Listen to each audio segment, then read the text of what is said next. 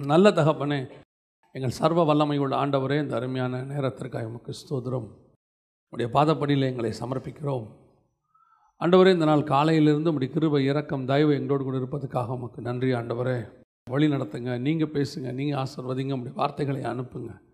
எங்கள் ஆண்டவர் இயேசுவின் நாமத்தில் பிதாவே. அல்லேலூயா. 1 சாமுவேலின் புஸ்தகம் 17ஆம் அதிகாரம் 32, 33. தாவீது சவுலை நோக்கி, இவன் நிமித்தம் ஒருவனுடைய இருதயமும் கலங்க வேண்டியதில்லை. உம்முடைய அடியானைய நான் போய் இந்த பெலிஸ்தனுடைய யுத்தம் பண்ணுவேன் என்றான். 33. அப்பொழுது சவுல் தாவீதை நோக்கி, இந்த பெலிஸ்தனுடைய எதிர்த்து யுத்தம் பண்ண உன்னால் ஆகாது. நீ இளைஞன், அவனோ தன் சிறு வயது முதல் யுத்த வீரன் என்றான். கவனிங்க, நம்ம இதிலேருந்து ஒரு சில சின்ன உங்களுக்கு தெரிஞ்ச சம்பவம் தான் இது. இதுலேருந்து ஒரு சின்ன இந்த சவுலுக்கும் தாவீதுக்கும் உள்ளதான டிஃப்ரென்ஸ் தான் நம்ம இப்போ பார்க்க போகிறோம். சவுலுக்கும் தாவீதுக்கும் உள்ளதான டிஃப்ரென்ஸ். தாவீது சொல்கிறான், நான் யுத்தத்துக்கு போகிறேன், நீங்கள் பயப்படாதீங்க, நான் போய் அவனை என்ன செய்வேன், ஜெயிச்சிருவேன் அப்படின்னு சொல்கிறான். சவுல் சொல்கிறாரு, உன்னால் முடியாதுன்னு சொல்கிறார். இந்த ரெண்டு பேருக்கும் என்ன ஒரு வித்தியாசம்? ஏன் தாவீதுக்கு மட்டும் இப்படி ஒரு கான்ஃபிடென்ட்? சில நேரத்தில் இந்த கான்ஃபிடென்ட்டில் இன்னொன்று இருக்குது, அசட்டு தைரியம்னு ஒன்று இருக்குது. பார்த்துருப்பீங்க. அதாவது நம்மளால் முடியாது, ஆனால் போய் முன்னாடி நின்றுருவோம் இல்லையா? அப்புறம் அடி வாங்கி உத வாங்கி வருவோம். அப்புறம் இருக்கிறவங்களாம் சொல்லுவான், நாங்கள் தான் அப்பயோ சொன்னோம்ல போவாதுன்னு, கேட்டியா நீ, உன்னால் முடியாதுன்னு எங்களுக்கு தெரியாதா அப்படின்னு சொல்லுவாங்க. அது ஒன்று இருக்குது, அசட்டு தைரியம். இது வேறு தைரியம். அதாவது சவுல் ஒரு ராஜா, நம்ம எல்லாருக்கும் தெரியும். சமஸ்த இஸ்ரவேலிலே அவனை மாதிரி உயரமானவங்க யாரும் இல்லை. அவன் ஒரு தி பெஸ்ட் கிங். ஆனால் தாவீதை பொறுத்த வரைக்கும் ஒரு மெய்ப்பன், ஒரு சாதாரண, அன்றைக்கி சொல்ல பார்த்தோன்னா ஒரு சாதாரணமான ஒரு ஆள். ஆனால் எப்படி இவனுக்கு ஒரு தைரியம் இருக்கிறது? இவன் கையில் ஒரு தைரியம் இருக்குது. ஆனால் அவன் சொல்கிறான், பெலிஸ்தனை பார்த்து சொல்கிறான், கோலியாத்தை பார்த்து சொல்கிறான், அவன் சிறு வயது முதல் யுத்த வீரன். இவரும் யுத்த வீரன் தானே, சவுலும் யுத்த வீரன் தான். நிறைய யுத்தங்களை ஜெயிச்சிருக்கிறாரு, நிறைய போர் பண்ணியிருக்கிறாரு. இவரோட ஸ்டார்டிங் ராஜாவாகிறதுக்கே ஒரு பெரிய யுத்தம் பண்ணார். யுத்தம் பண்ணி தான் அவர் ராஜாவே மாறினார். ப்ரூஃப் பண்ணியிருக்கிறார். ஒரு யுத்தம் பண்ணி ஒரு ப்ரூஃப் பண்ணி ஜனங்கள்லாம் அதுக்கப்புறம் தான் அவர் ராஜாவாகவே ஏற்றுக்கொண்டாங்க. அப்படி இருக்கும்போது இந்த சவுலுக்கும் இந்த தாவீதுக்கும் என்ன வித்தியாசம்? எப்படி இந்த தாவீதுக்குள்ள ஒரு கான்ஃபிடென்ட் வருது, நான் கண்டிப்பாக ஜெயிப்பேன் அப்படின்னு? அப்படி கான்ஃபிடென்ட்டோடு இருக்கிற தாவீதை ஒருத்தன் டிஸ்கரேஜ் பண்ணுறான், உன்னால் ஆகாது. ஆனால் முடிவு பார்த்திங்கன்னா தாவீது கோலியாத்தை ஜெயிச்சிட்டார். அதுக்கு என்ன காரணம் தான் நம்ம இப்போ பார்க்க போகிறோம். அந்த ஒரு விஷயம் தான், இது தெரிஞ்ச சம்பவம் தான். எப்படி சவுலுக்கிட்ட இல்லாத ஒரு விஷயம் தாவீதுகிட்ட இருக்கிறது, சவுலால் முடியாத ஒரு விஷயம் தாவீதால் பண்ணப்படுகிறது. பல நேரத்தில் நாம் இப்படி தான் இருக்கிறோம் லைஃப்பில்.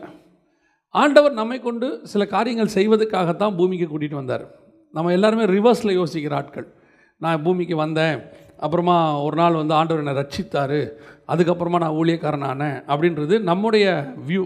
கர்த்தருடைய வியூ நான் ஒரு ஊழியக்காரனை பூமிக்கு அனுப்பியிருக்கிறேன், ஒரு காலகட்டத்தில் அவன் ரட்சிக்கப்படுவான், ஒரு காலகட்டத்தில் எனக்கு ஊழியத்துக்கு வருவான்றது கர்த்தர் ரிவர்ஸில் யோசிப்பார்.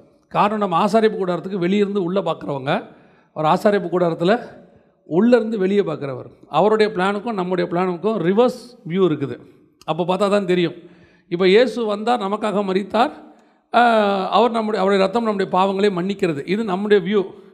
ஹெவனுடைய வியூ, சகல ஜனங்களை பாவங்களை மன்னிக்கும்படி நான் ஒருத்தரை அனுப்பி வச்சுருக்கிறேன். குறிப்பிட்ட காலகட்டம் வரைக்கும் அவர் யோசேப்பு வீட்டில் இருப்பார். வேலை வந்தபோது அவர் அதற்காக வேறு பிரிக்கப்பட்டார். ரிவர்ஸ் வியூ, அது பார்க்கறது ரிவர்ஸ் வியூ. அதே மாதிரி தான் இப்போ நம்மளை ஏன் பரலோகம் அனுப்பி வச்சுருக்கு, நம்ம ஏன் இந்த பூமிக்கு வந்திருக்கிறோம்? அப்போ அனுப்பப்பட்ட நம்ம அத்தனை பேருக்கும் ஒரு டாஸ்க் இருக்குது. ஒவ்வொருத்தருக்கும் ஒவ்வொன்று செய்ய சொல்லி தான் கர்த்தர் அனுப்பி வச்சுருக்கிறார். நான் எப்போவுமே விசுவாசிக்கிற ஒரு விஷயம் என்னென்னா, ஆண்டவர் யாரையுமே விருதாவாக இந்த பூமிக்கு அனுப்பவே இல்லை. துன்மார்க்கருக்கு கூட ஒரு வேலை இருக்குதாமா. துன்மார்க்கனை எதுக்குன்னு நியமித்திருக்கிறார்? தீங்கு நாளுக்கு என்று நியமித்திருக்கிறார். அதுக்கு கூட ஒரு ஆள் அனுப்பிச்சு வச்சிருக்கிறார். நமக்கு ஆண்டவர் நம்மளை உயர்த்துக்கிறதுக்கு நம்மை நியமித்தார். நம்மை உயர்த்துக்கிறதுக்கு தேவையான எதிரியையும் கர்த்தரே நியமித்தார். அவன் சிறு வயது முதல் கொண்டு யுத்த வீரன். யார்? கோலியாத்து. அவன் எதுக்காக அப்படி யுத்த வீரனாக வளர்ந்தான் தெரியுமா? அவனுடைய ஒரே வேலை தாவீதை ராஜாவாக்குவது. தாவீதை ராஜாவாக்கிறதுக்காகவே அப்படி வளர்ந்துருக்கிறான். மற்ற என்ன சண்டை பண்ணால் ஏது பண்ணால் எதுவுமே அங்கே இருக்காது. அவனுடைய வேலை என்ன? நல்லா சாப்பிடு, நல்லா எக்ஸசைஸ் பண்ணு, நல்லா உடம்பை வளர்த்துக்கோ, அப்புறம் என்ன பண்ணோம், தாவீதிட்ட தோத்துரு. இதுக்கு தான் நான் அவனை அனுப்பி வச்சுருக்கிறேன். அவனுக்கு வேறு என்ன பண்ணானே அங்கே ஒன்றுமே இருக்காது. ஏன் அவன் தாவீதுகிட்ட தோக்கணும்னா, இப்போ இஸ்ரவேலுக்கு ராஜாவாக சவுலை கொண்டாந்தாச்சு. சவுல் தான் இருக்கிறதுலே உயரம். இப்போ அடுத்து சவுலுக்கு அப்புறம் ஒரு ராஜா வரணும், தாவீது வரணும். உடனே இப்போ சவுலை விட உயரமான ஒரு ராஜாக்கிட்ட போக முடியாது. இப்படி போயிட்டே இருந்துச்சுன்னா அடுத்தடுத்து உயரம் போயிட்டே இருக்கும் இல்லையா? இவர் 7.5 அடி, அப்புறம் தாவீது 8.5 அடி, அடுத்து வரக்கூடிய சாலமோன் 9.5 அடி. இப்படியே போயிட்டிங்கன்னா அதுக்கப்புறம் அவங்க மனைவிகள்லாம் ஏணி வச்சு தான் பேசுகிற மாதிரி இருக்கும். என்னப்பா காப்பி கொண்டு வரட்டுமான்னு அப்படி தூக்கிட்டு ஏணியில் மேலே போகிற மாதிரி இருக்கும் இல்லையா? அப்போது அடுத்தடுத்த உயரத்துக்கு போக முடியாது. ஆனால் கர்த்தர் இப்போ வேறு உயரத்தை கொண்டு வர்றாரு. எப்படி கொண்டு வர்றாரு? சவுலை விட உயரமாக ஒருத்தனை கொண்டாடுறார், கோலியாத்தை. அவனை தாவீதை வச்சு ஜெயிக்க வைக்கிறாரு. இப்போது நீங்கள் டெக்னிக்கலி பார்த்தீங்கன்னா சவுலை விட உயரமாக தாவீது மாறிவிட்டான். புரியுதா? இப்போ ஏன்னா சவுலை விட உயரமான ஒருத்தனை அவன் ஜெயிச்சிட்டானா இவன் என்னவாயிட்டான்? அவனை விட உயரமாக போயிட்டான்னு அர்த்தம். அதனால தான் அதை முடியும் போது சொல்லுவாங்க, சவுல் கொண்டது 1000, தாவீது கொண்டது 16,000. சரி, எப்படி இந்த கான்ஃபிடென்ட், என்னதுக்காக இந்த கான்ஃபிடென்ட்? இப்போ உங்களுக்கும் எனக்கும் அப்படி தான் ஆண்டவர் ஒரு டாஸ்க் வச்சு அனுப்பியிருக்கிறார். ஆனால் நம்ம கூட எதிரியோட கம்பேர் பண்ணால், இப்போவும் சொல்கிறேன், ஆண்டவர் நமக்கு விரோதமாக வைக்கிற எதிரிகள், நமக்கு எதிராக இருக்கக்கூடியவர்களை சாதாரணமாக வைக்கவே மாட்டார். நீங்கள் ஒரு என்ன சொல்கிறது, ஒன்றுமில்லாத ஒரு ஆளை ஜெயிச்சுட்டு மேலே வரணும்னு கர்த்தர் விரும்பவே மாட்டார். நாம் அதை விரும்புவோம் இல்லையா? நாம் கொஞ்சம் யாராவது ஒருத்தன் உயரமாக தடியாக இருந்தான்னா சாரிங்க சார் அப்படின்ட்டு வந்துடுவோம் இல்லையா? ஸோ நம்முடைய நோக்கம் எப்போவுமே எப்படின்னா, நம்மளை விட சின்ன ஆளாக இருந்தால் நம்ம என்ன பண்ணிடுவோம். ஆனால் ஆண்டவர் நமக்கு நியமிக்கிற எதிரி எப்போவுமே நம்மளோட பெரிய ஆள் தான். இஸ்ரவேல் ஜனங்கள் உள்ளே போகும்போது கர்த்தர் நியமித்த எதிரிகள் எப்பேற்பட்டவங்கன்னு கேட்டிங்கன்னா, பெலிஸ்தரின் 5 அதிபதிகள். அதை விட பெரிய விஷயம் என்னன்னு கேட்டிங்கன்னு சொன்னால், ராட்சதர்கள் அங்கே இருந்தாங்களாம். ஏனோக்கின் புத்திரராகிய ராட்சதர்களை கண்டோம். எல்லாம் ஜெயின்ட்ஸ், உள்ளே இருக்கிறவங்களாம் ஜெயிண்ட்.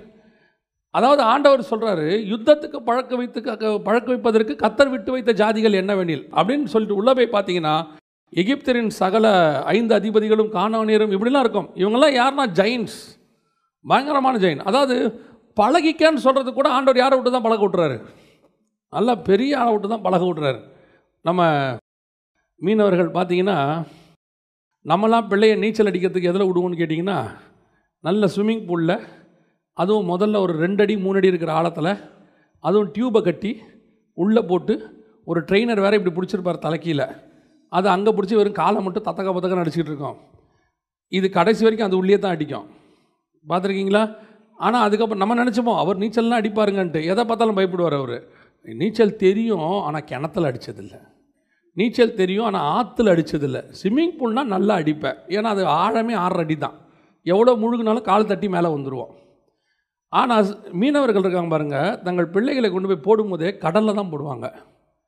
ஏன்னா இருக்கிறதுலையே டேஞ்சரஸ் ஸ்பாட், அவங்க சொல்லி கொடுக்குற இடமே எங்கே தான் இருக்கும், கடலில். அங்கே போட்டு பழகிட்ட பிறகு அந்த குழந்தை எங்கே வேணாலும் நீச்சல் அடிக்கும், எப்பேற்பட்ட இடத்துல நீச்சல் அடிக்கும். அந்த மாதிரி தான் கர்த்தர் நம்மளை பழகி வைக்கிற இடமே நல்ல ஒரு பெரிய ஜெயிண்ட்டுக்கிட்ட கொண்டு போய் விட்டுருவார்.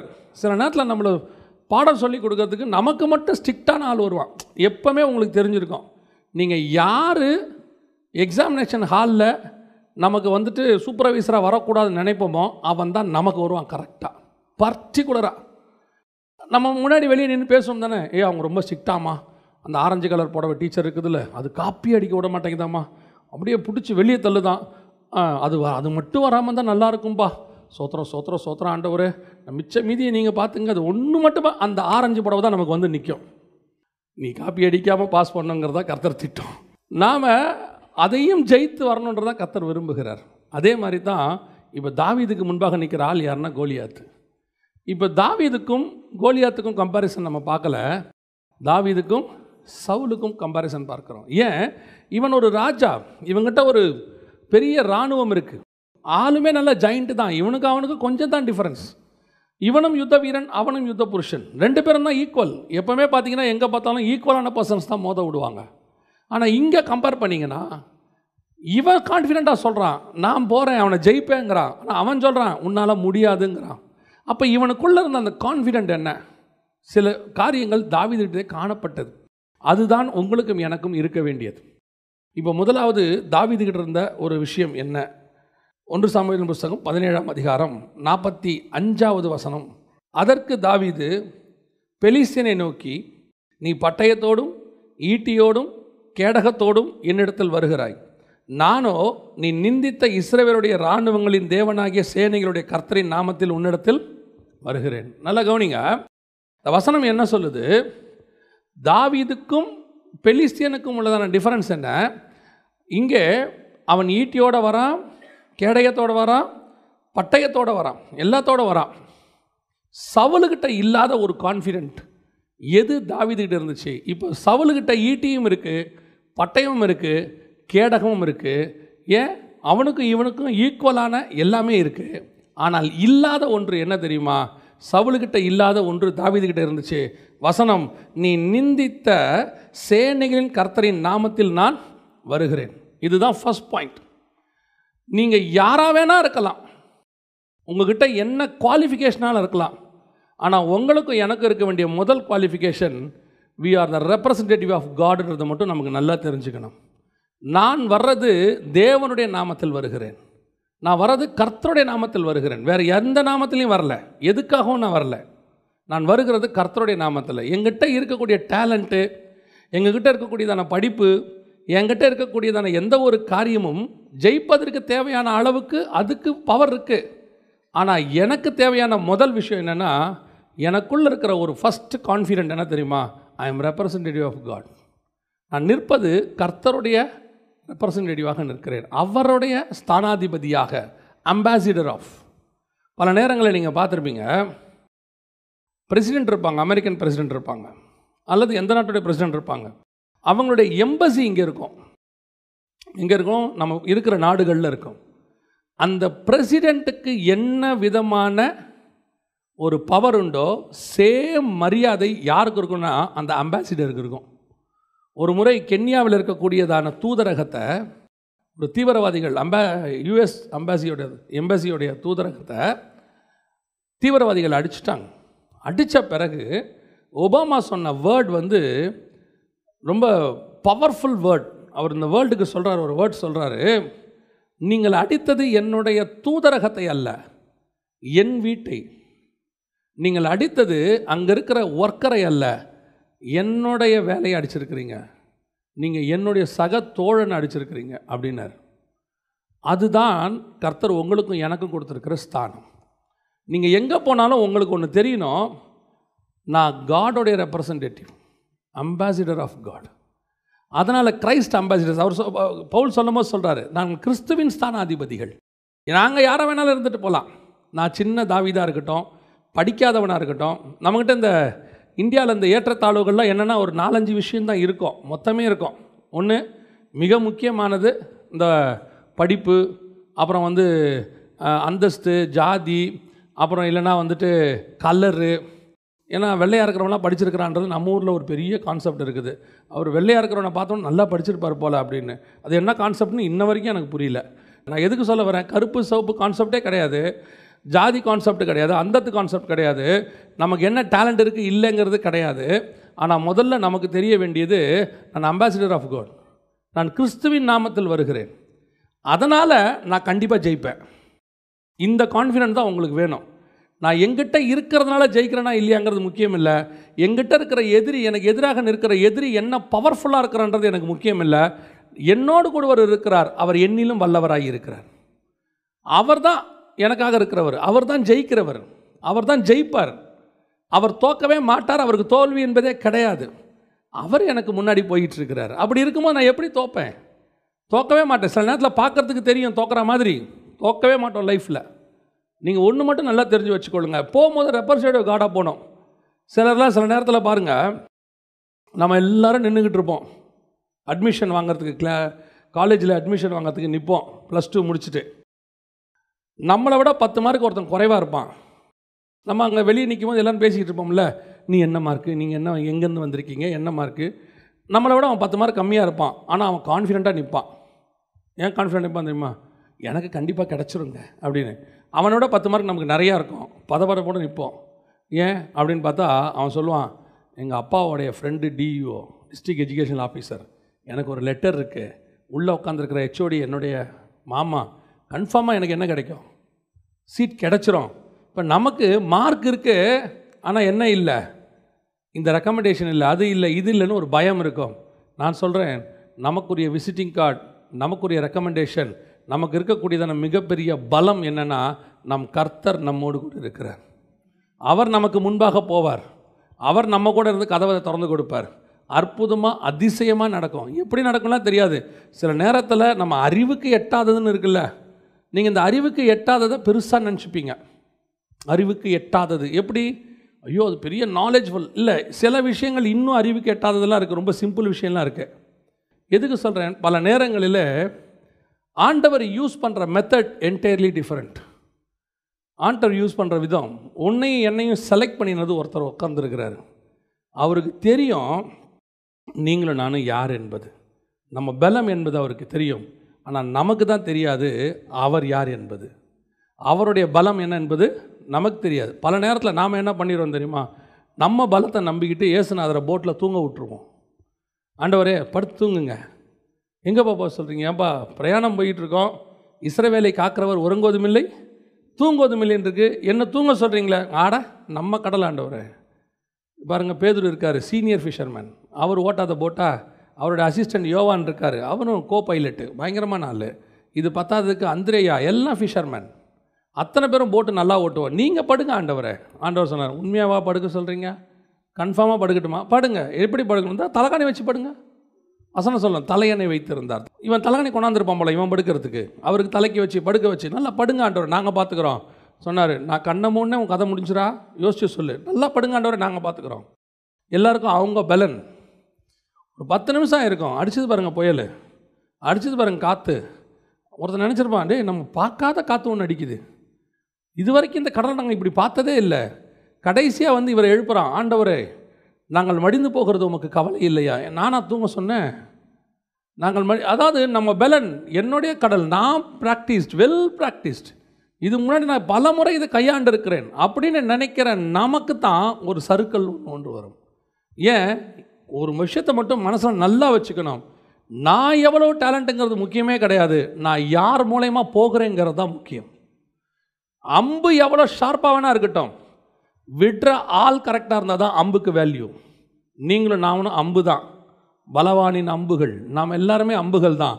நம்ம செம ஷார்ப்பு, அழகாக செஞ்சுருக்கிறாங்க, என்ன கூர்மை, நான் போய் குத்துனா அவன் செத்தான், எல்லாம் உண்மைதான். ஆனால் விடுகிறவர் ஒருவர் இருக்கிறார், அவர் கரெக்டாக விட்டால் தான் நீ நான் சரியாக போவோம். நாம் பல நேரத்தில் நினச்சிக்கிறோம், ஓ நான் யார் தெரியுமா, எங்கள் ஃபேமிலியிலே நாங்கள் தான், எங்கள் அப்பா டாக்டரு, அம்மா டாக்டரு, நான் டாக்டரு. பல நேரங்களில் நம்முடைய பெருமைகள், நமக்குள்ளே இருக்கக்கூடிய டேலண்ட்ஸ் எல்லாம் தேவை, எதுவுமே இல்லைன்னு ஆண்டவர் சொல்லலை.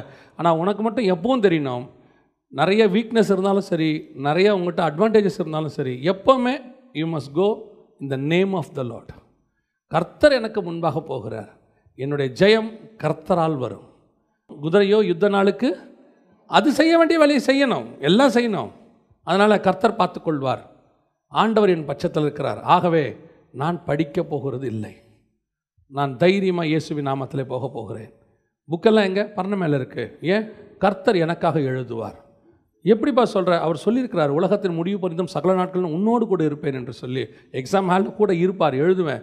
கடைசியாக ஒரு முடிவு எடுப்பான், எழுதாமையே நான் ஜெயிக்க போகிறேன், நான் எக்ஸாமுக்கே போக மாட்டேன், கர்த்தர் பாஸ் பண்ணுவார். ஏன்? என் தேவனால் கர்த்தரால் கூடாத காரியம் ஒன்றுமில்லை. அவர் இல்லாதவைகளை உருவாக்குறவர். பேப்பரே இல்லாட்டி அங்கே ஒரு பேப்பர் இருக்கும்.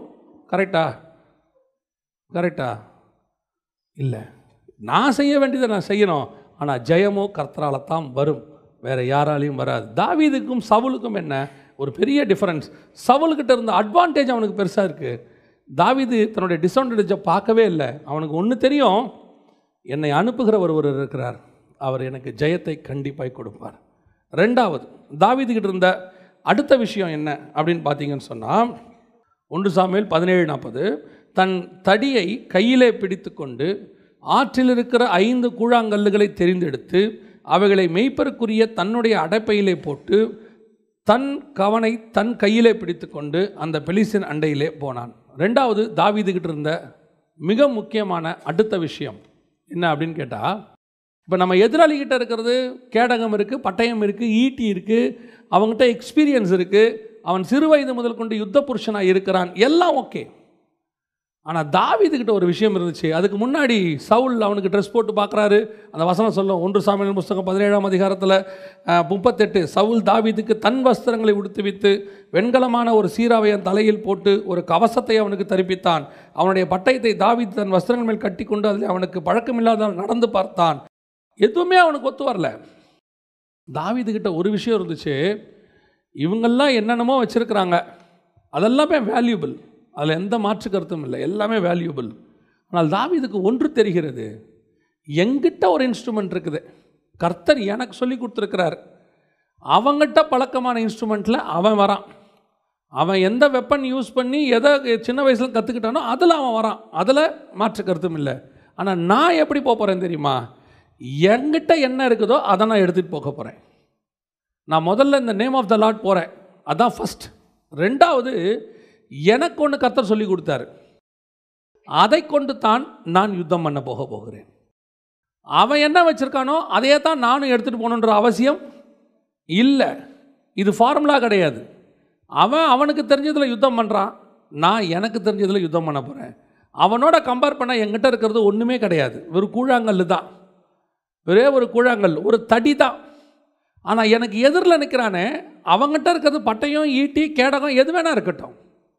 ஆனால் அதுக்காக நான் திரும்பி எனக்கும் பட்டயம் வேணும், எனக்கும் ஈட்டி வேணும், எனக்கும் கேடகம் வேணும், அப்போ தான் அவனை ஜெயிக்க முடியுன்ற நம்பிக்கைக்கு தாவீது போல. அந்த நம்பிக்கையில் தான் சவுல் அவங்ககிட்ட போகாமல் இருக்கிறாரு. ஏன்னா அவன் கத்தியை விட நம்ம கத்தி சின்னது, அவன் ஈட்டியை விட நம்ம ஈட்டி சின்னது, அவன் கேடகத்தை விட ஏன் கேடகம் சின்னதுன்னு சவுல் உட்காந்து கம்பேர் பண்ணிக்கிட்டு இருக்கிறார். தாவீதுக்கு இந்த பிரச்சனையே இல்லை. நம்மக்கிட்ட ஈட்டியும் இல்லை, கேடகம் இல்லை, பட்டயம் இல்லை. ஒன்று வசனம் சொல்லுது, தாவீதின் கையில் பட்டயம் இல்லாது இருந்தது. 50ஆம் வசனம் சொல்லுது, பட்டயம் இல்லாது இருந்தது. என்கிட்ட ஒன்றும் கிடையாது, ஆனால் என்கிட்ட ஒன்று இருக்குது. எது? சின்ன வயசுலேருந்து கர்த்தர் எனக்கு சொல்லி கொடுத்த ஒன்று இருக்குது. நான் மெய்ப்பனாக இருக்கும்போது சிங்கத்தையும் கரடியும் ஜெயிக்கிறதுக்கு எனக்கு ஆண்டவர் ஒன்று சொல்லி கொடுத்தாரு. அந்த காரியத்தை நான் எடுத்துகிட்டு போகிறேன். இதுதான் அடுத்த சக்ஸஸுக்கான மிக முக்கியமான விஷயம். Each and everybody have a unique talent.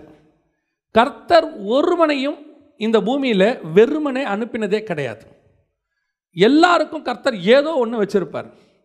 அந்த ஒன்று எதுன்னு கண்டுபிடிச்சி அதில் தான் நீங்கள் டேலண்ட்டாக இருக்கணும், அதைத்தான் நீங்கள் நம்பணும்.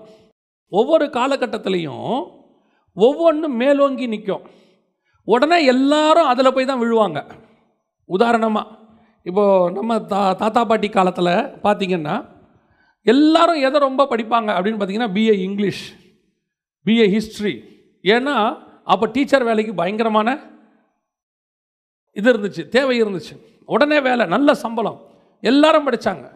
அதுக்கப்புறம் ஒரு பீரியடில் இந்த பிஇ, எம்பிபிஎஸ் இதெல்லாம் வர ஆரம்பித்த உடனே அதில் போய் எல்லாரும் விழுந்தாங்க. ஒரு காலகட்டத்தில் ஐடி, எல்லாரும் ஐடி, அத்தனை பேரும் ஐடியில் போய் விழுந்தாங்க. இப்படி இப்போ எல்லாரும் எம்பிஏ, அத்தனை பேரும் எம்பிஏ, எல்லாரும் போய் விழுறது. இப்போவும் சொல்கிறேன், கர்த்தர் உங்களுக்குன்னு ஒன்று வச்சுருப்பார். அது படிப்பாகவும் இருக்கும், படிப்பு இல்லாமையும் இருக்கும். யூனிக்காக அத்தனை பேருக்கும் ஒன்று தான் அப்படின்னு கிடையவே கிடையாது. ஒவ்வொருத்தருக்கும் ஒரு டிசைன், ஒவ்வொருத்தருக்கும் ஒரு ரூட், ஒவ்வொருத்தருக்கும் கர்த்தர் ஒவ்வொரு விதமாக பயன்படுத்துவார். அவனை செய்கிற மாதிரி தான் அவனையும் செய்யணும், இவனை செய்கிற மாதிரி தான் என்னையும் செய்யணும்னு அவசியமே இல்லை. சில நேரத்தில் ராங் கம்பேரிசன் இருக்கும். நம்ம வீடுகளில் சொல்லுவாங்க, அவனை பாரு, இவனை பாரு. நான் எப்போவுமே நினைப்பேன், நம்ம யாரையும் பார்க்க வேண்டாம், எனக்கு ஒன்று கர்த்தர் வச்சுருப்பார், முதல்ல அதை நான் நம்பணும். தாவீதுக்கு முதல்ல கர்த்தர் மேலே நம்பிக்கை இருந்துச்சு, ரெண்டாவது அவன் கையில் இருக்கிற கூழாங்கல் மேல் அவனுக்கு ஒரு நம்பிக்கை இருந்துச்சு. இது போதும் அந்த கோலியாத்தை ஜெயிக்கிறதுக்கு. அவனுக்கு அந்த நம்பிக்கை இருந்துச்சு. அவன் கேட்குறான், தடியோட வருவதற்கு நான் என்ன நாயா? இவன் சொல்கிறான், உன்னை அடிக்கிறதுக்கு இது போதும் டே, திஸ் இஸ் எனஃப். ஏன்? உங்ககிட்ட இருக்கிற பட்டயம் உனக்கு எவ்வளோ பெருசோ, எங்கிட்ட இருக்கிற கூழாங்கல் எனக்கு பெருசு. அதை கொண்டு ஜெயிக்க முடியும் நீ நினைக்கிற, இதை கொண்டு ஜெயிக்க முடியும் நான் நினைக்கிறேன். கர்த்தர் உங்ககிட்ட கொடுத்துருக்கிற ஒவ்வொரு விஷயமும் அப்படிப்பட்டது தான். அது ஒருத்தர் கீபோர்டு வாசித்த உடனே, அவர் கீபோர்டு வாசிக்கிறாருங்க, அவர் பெரிய ஆளுங்க, நமக்கு ஒன்றும் தெரியாது. ஆமாம், அவர் கீபோர்டு வாசிப்பார், பாட சொல்லி பாருங்க, கீபோர்டு மாதிரியே தான் சவுண்டு வரும். அவருக்கு பாட வராது. ஒரு சிலருக்கு பாட வரும், கீபோர்டு வராது. ஒரு சிலருக்கு பேச வரும், பாட வராது. சிலருக்கு பாட வரும், பேச வராது. இல்லையா? நல்லா பாடுவான், பேச சொல்லுங்கள் தடுமாறுவான். நல்லா பேசுவான், பாட சொல்லுங்கள் கூட்டம் மொத்தம் கலைஞ்சிரும். 10 நிமிஷத்தில் ஒரே பாட்டு கூட்டத்தை கலைச்சிருவான். ஒவ்வொருத்தருக்கும் ஒவ்வொன்றும் கர்த்தர் கொடுத்துருக்கிறாரு. உங்களுக்கு கொடுத்ததை முதல்ல நீங்கள் நம்பணும். எங்கிட்ட கர்த்தர் கொடுத்தது தி பெஸ்ட். இதை கொண்டு கர்த்தர் என்னை முன்னேற்ற வல்லமை உள்ளவராக இருக்கிறார். இதில் நான் மேலே வருவேன். இல்லைங்க அதெல்லாம் பிஇ படிக்காட்டி, ஏன் பிஇ படிக்காட்டி என்ன? பிஇ படித்தவர் பிஇயில் வராரு, நம்ம சாதாரண இ பிடிச்சிட்டு வந்தால் ஈயில் மேலே வரும். எப்படியோ எவனையும் உயர்த்த கர்த்தர் வல்லமை உள்ளவராக இருக்கிறார். முதல்ல நம்மக்கிட்ட கொடுத்த டேலண்ட் மேலே முதல்ல நமக்கு ஒரு கான்ஃபிடென்ட் வரணும். எனக்கு ஆண்டவர் சொல்லிக்கிறது ஒன்று தான், உனக்கு நான் கொடுத்த அபிஷேகத்தை முதல்ல நீ கனம் பண்ணு. நீ என்ன செய்ய? கனம் பண்ணு. நீ அதுக்கு மரியாதை கொடு. நம்மளே அதுக்கு மரியாதை கொடுக்கலன்னு வச்சுக்கோங்க, அப்புறம் எப்படி இன்னொருத்த மரியாதை கொடுப்பான்? நம்மளே சொல்லுவோம் சில நேரங்களில் தாழ்த்துறது நல்லது. இந்த போலியான தாழ்மை இருக்குல்ல, நான் குப்பை இல்லையா? சிலர் சொல்லுவாங்க நான் ஒன்றுமில்லாத குப்பைங்க. நீ உண்மையிலே இருதயத்துலேருந்து சொல்லியிருந்தீன்னா யாராவது உன்னை குப்பைன்னு கூப்பிடும்போது நீ சந்தோஷப்படணும். என்னை உண்மையாக கூப்பிட்றாங்க, என்னுடைய நிலைமையை தெரிஞ்சு அவங்க கூப்பிட்றாங்க, என்னையா கூப்பிட்டீங்க சிஸ்டர்னு கேட்டிருக்கணும். ஏன் உங்களுக்கு கோவம் வருது? ஒன்றும் இல்லாத குப்பை அப்படின்னா யாரை பார்த்து சொன்னேன்? நீ தானே சொன்ன குப்பைன்னு பிரேயரில். ஆண்டவரே நான் மண்ணு, நான் குப்பை அப்படின்னு நீங்கள் சொல்லிங்க. பக்கத்தில் இருக்கவங்க கூப்பிட்றான், சார் குப்பை உங்களை கூப்பிட்றாங்க பாருங்கள் அப்படின்னு. ஏன்னா இது போலியான மாய்மாலம். உன் இருதயத்தில் குப்பைன்ற எண்ணமே உனக்கு இல்லை, அது சும்மா அப்படி சொல்கிறது. ஆனால் தாவீதுக்கு உண்மையிலே இருக்குது, அவனுக்கு தெரியுது நான் ஒன்றும் இல்லை. ஆனால் கர்த்தர் எனக்கு சொல்லிக் கொடுத்த கூழாங்கல் இருக்குது, இதை வச்சு நான் என்ன செய்வேன்? ஜெயிக்க முடியும். அதனால தான் அவ்வளோ கான்ஃபிடெண்ட்டாக போய் நிற்கிறான் பாருங்கள். எதிரில் எது நின்னாலும் பல நேரத்தில் கர்த்தர் உங்களுக்கு கொடுக்குற ஒரு அபிஷேகம், கர்த்தர் கொடுக்கறதான ஒரு ஊழியம், கர்த்தர் கொடுக்கறதான ஒரு டேலண்ட், அல்லது கர்த்தர் கொடுத்துருக்கிறதான ஒரு ஏதோ ஒரு காரியம், அதை முதல்ல நீங்கள் கனம் பண்ணுங்கள். இதை வச்சு ஒன்றும் பண்ண முடியாது, இதை செய்ய முடியாது, இதை சாதிக்க முடியாது, இதை வச்சு எதுவுமே நடக்காது. முதல்ல நம்ம நம்பணும். நமக்கு ஆண்டவர் கொடுத்த என்ன செய்யணும்? நாம் நம்பணும், நாம் கனப்படுத்தணும், நாம் அதுக்கு ஒரு முக்கியத்துவத்தை கொடுக்கணும், நாம் அதுக்கு மரியாதை கொடுக்கணும். எனக்கு ஆரம்பத்துலேருந்து நான் சொல்கிறது ஒரு 7 வயசு 8 வயசுலேருந்தே ட்ராமானா ரொம்ப இஷ்டம். ட்ராமா போடுறதுனா ரொம்ப இஷ்டம், ட்ராமா நடிக்கிறதுனா இஷ்டம் ரொம்ப. அப்போது ஆஸ் யூஷுவல் அது வந்துருச்சுன்னா படிப்பு குறைவாக தான் வரும். அது ஒன்று இது வரும், இல்லை அது வரும். 2 வரதுன்றது பெரிய டேலண்ட்டு, அது நமக்கு வராது. எப்போ பார்த்தாலும் இப்படியே ட்ராமா இப்படி போயிட்டு இருந்தோமா, திடீர்னு ஒரு நாள் ஒரு ஊழியத்தில் இருக்கும்போது அந்த ஊழியத்தில் ஒருத்தர் என்ன செஞ்சாங்க, நீங்கள் ட்ராமா போடுவீங்களாமே அப்படின்னாங்க. போடுவோம், எங்கள் சர்ச்சிலெலாம் நாங்கள் போட்டிருக்கிறோம் அப்படின்னோடனே அந்த ஊழியத்தில் சொன்னாங்க, நீங்கள் ட்ராமா போடுறீங்களா இன்றைக்கி சாயங்காலம் ஒன்றுன்னாங்க. நான் எந்த ஆப்பர்ச்சுனிட்டியும் விடக்கூடாதுன்னு நினைக்கிறாள். சரின்ட்டேன். எவ்வளோ நேரம்னு கேட்டேன். 3 நிமிஷம்னாங்க. ட்ராமாவுக்கு எவ்வளோ நேரம்? என் கூட இருந்தவங்க சொன்னாங்க, அவன் நம்மளை கிண்டல் பண்ண பார்க்குறான், 3 நிமிஷத்துலலாம் ட்ராமா போட முடியுமா? அதனால் 3 மினிட்ஸ்ன்ட்டு போகிறான், நீ முடியாது சொல்லிடுறேன். நம்ம சொன்னேன், நம்ம ஏன் முடியாதுங்கணும், போடுவோம். 3 நிமிஷத்தில் எப்படி போடுவோம்? 3 நிமிஷத்தில் போடுவோம். முடிக்கணுன்றது யார் சொன்னா? நம்ம தானே முடிக்கணும். வேணான்னு சொல்லிட்டு போகிறதுக்கு ஆரம்பிச்சிடுவோம். அவனா எப்பயாவது நிறுத்தினானா நிறுத்திப்போம். ஆனால் 3 நிமிஷத்தில் முடிச்சுட்டு அந்த ட்ராமாவை ஒரு சின்ன ஸ்கிட் போட்டோம். கர்த்தர் அதை கனப்படுத்தினார். நாங்கள் நம்பினோம், நான் நம்பினேன் இது கண்டிப்பாக சக்ஸஸ் ஆகும் அப்படின்னு சொல்லி 3 நிமிஷம் அந்த ஸ்கிட் போட வச்சாங்க. அதுக்கப்புறம் 7 நிமிஷம் கொடுத்தாங்க, அதுக்கப்புறம் 15 நிமிஷம் கொடுத்தாங்க, அதுக்கப்புறம் 1/2 hour கொடுத்தாங்க. ஒரு மேடையில் அந்த பிரசங்கியாருக்கு 40 நிமிஷம் டைம், ட்ராமாவுக்கு 45 நிமிஷம் டைம். அதே மேடையில் அவருக்கு 40 நிமிஷம், ட்ராமாவுக்கு 45 நிமிஷம். ட்ராமா போட முடியுமா? ட்ராமா பெரிய லெவலில் வருமா அப்படின்னு கேட்டிங்கன்னா, ட்ராமாவை கொண்டு ஸ்கிட்டை கொண்டும் கர்த்தர் பெரிய காரியங்களை செய்ய வல்லமை உள்ளவராக இருக்கிறார். முடியாதுன்னெலாம் கிடையாது. எதுக்கு சொல்கிறேன்? நம்மக்கிட்ட கர்த்தர் கொடுக்குற டேலண்ட்டு சின்னது பெருசுனே கிடையாது. எனக்கு அதுதான் பெருசு. கர்த்தர் அதுதான் எனக்கு ஒருத்தர் கேட்டார், இப்படி ட்ராமா போட்டுக்கிட்டே இருக்கியே, இதை வச்சு முன்னேறுவியா, இது சோறு போடுமா உனக்கு அப்படின்னாரு. நான் சொன்னேன், ட்ராமா போடுமான்னு தெரியாது, ட்ராமாவை போட சொன்ன தேவன் போடுவார், அவ்வளோதான். ட்ராமா போடுமான்னு தெரியாது. இந்த ஊழியத்துக்கு வரும்போது ஒருத்தர் என்ன கேட்டார், இதே ஊழியத்துக்கு வரும்போது ஒருத்தர் என்ன கேட்டார், நீ போய் பைபிள் ஸ்டடி எடுக்க போகிறேன்னு சொல்கிறிய, இந்த பைபிள் ஸ்டடிக்கு எவன் காசு கொடுப்பான்?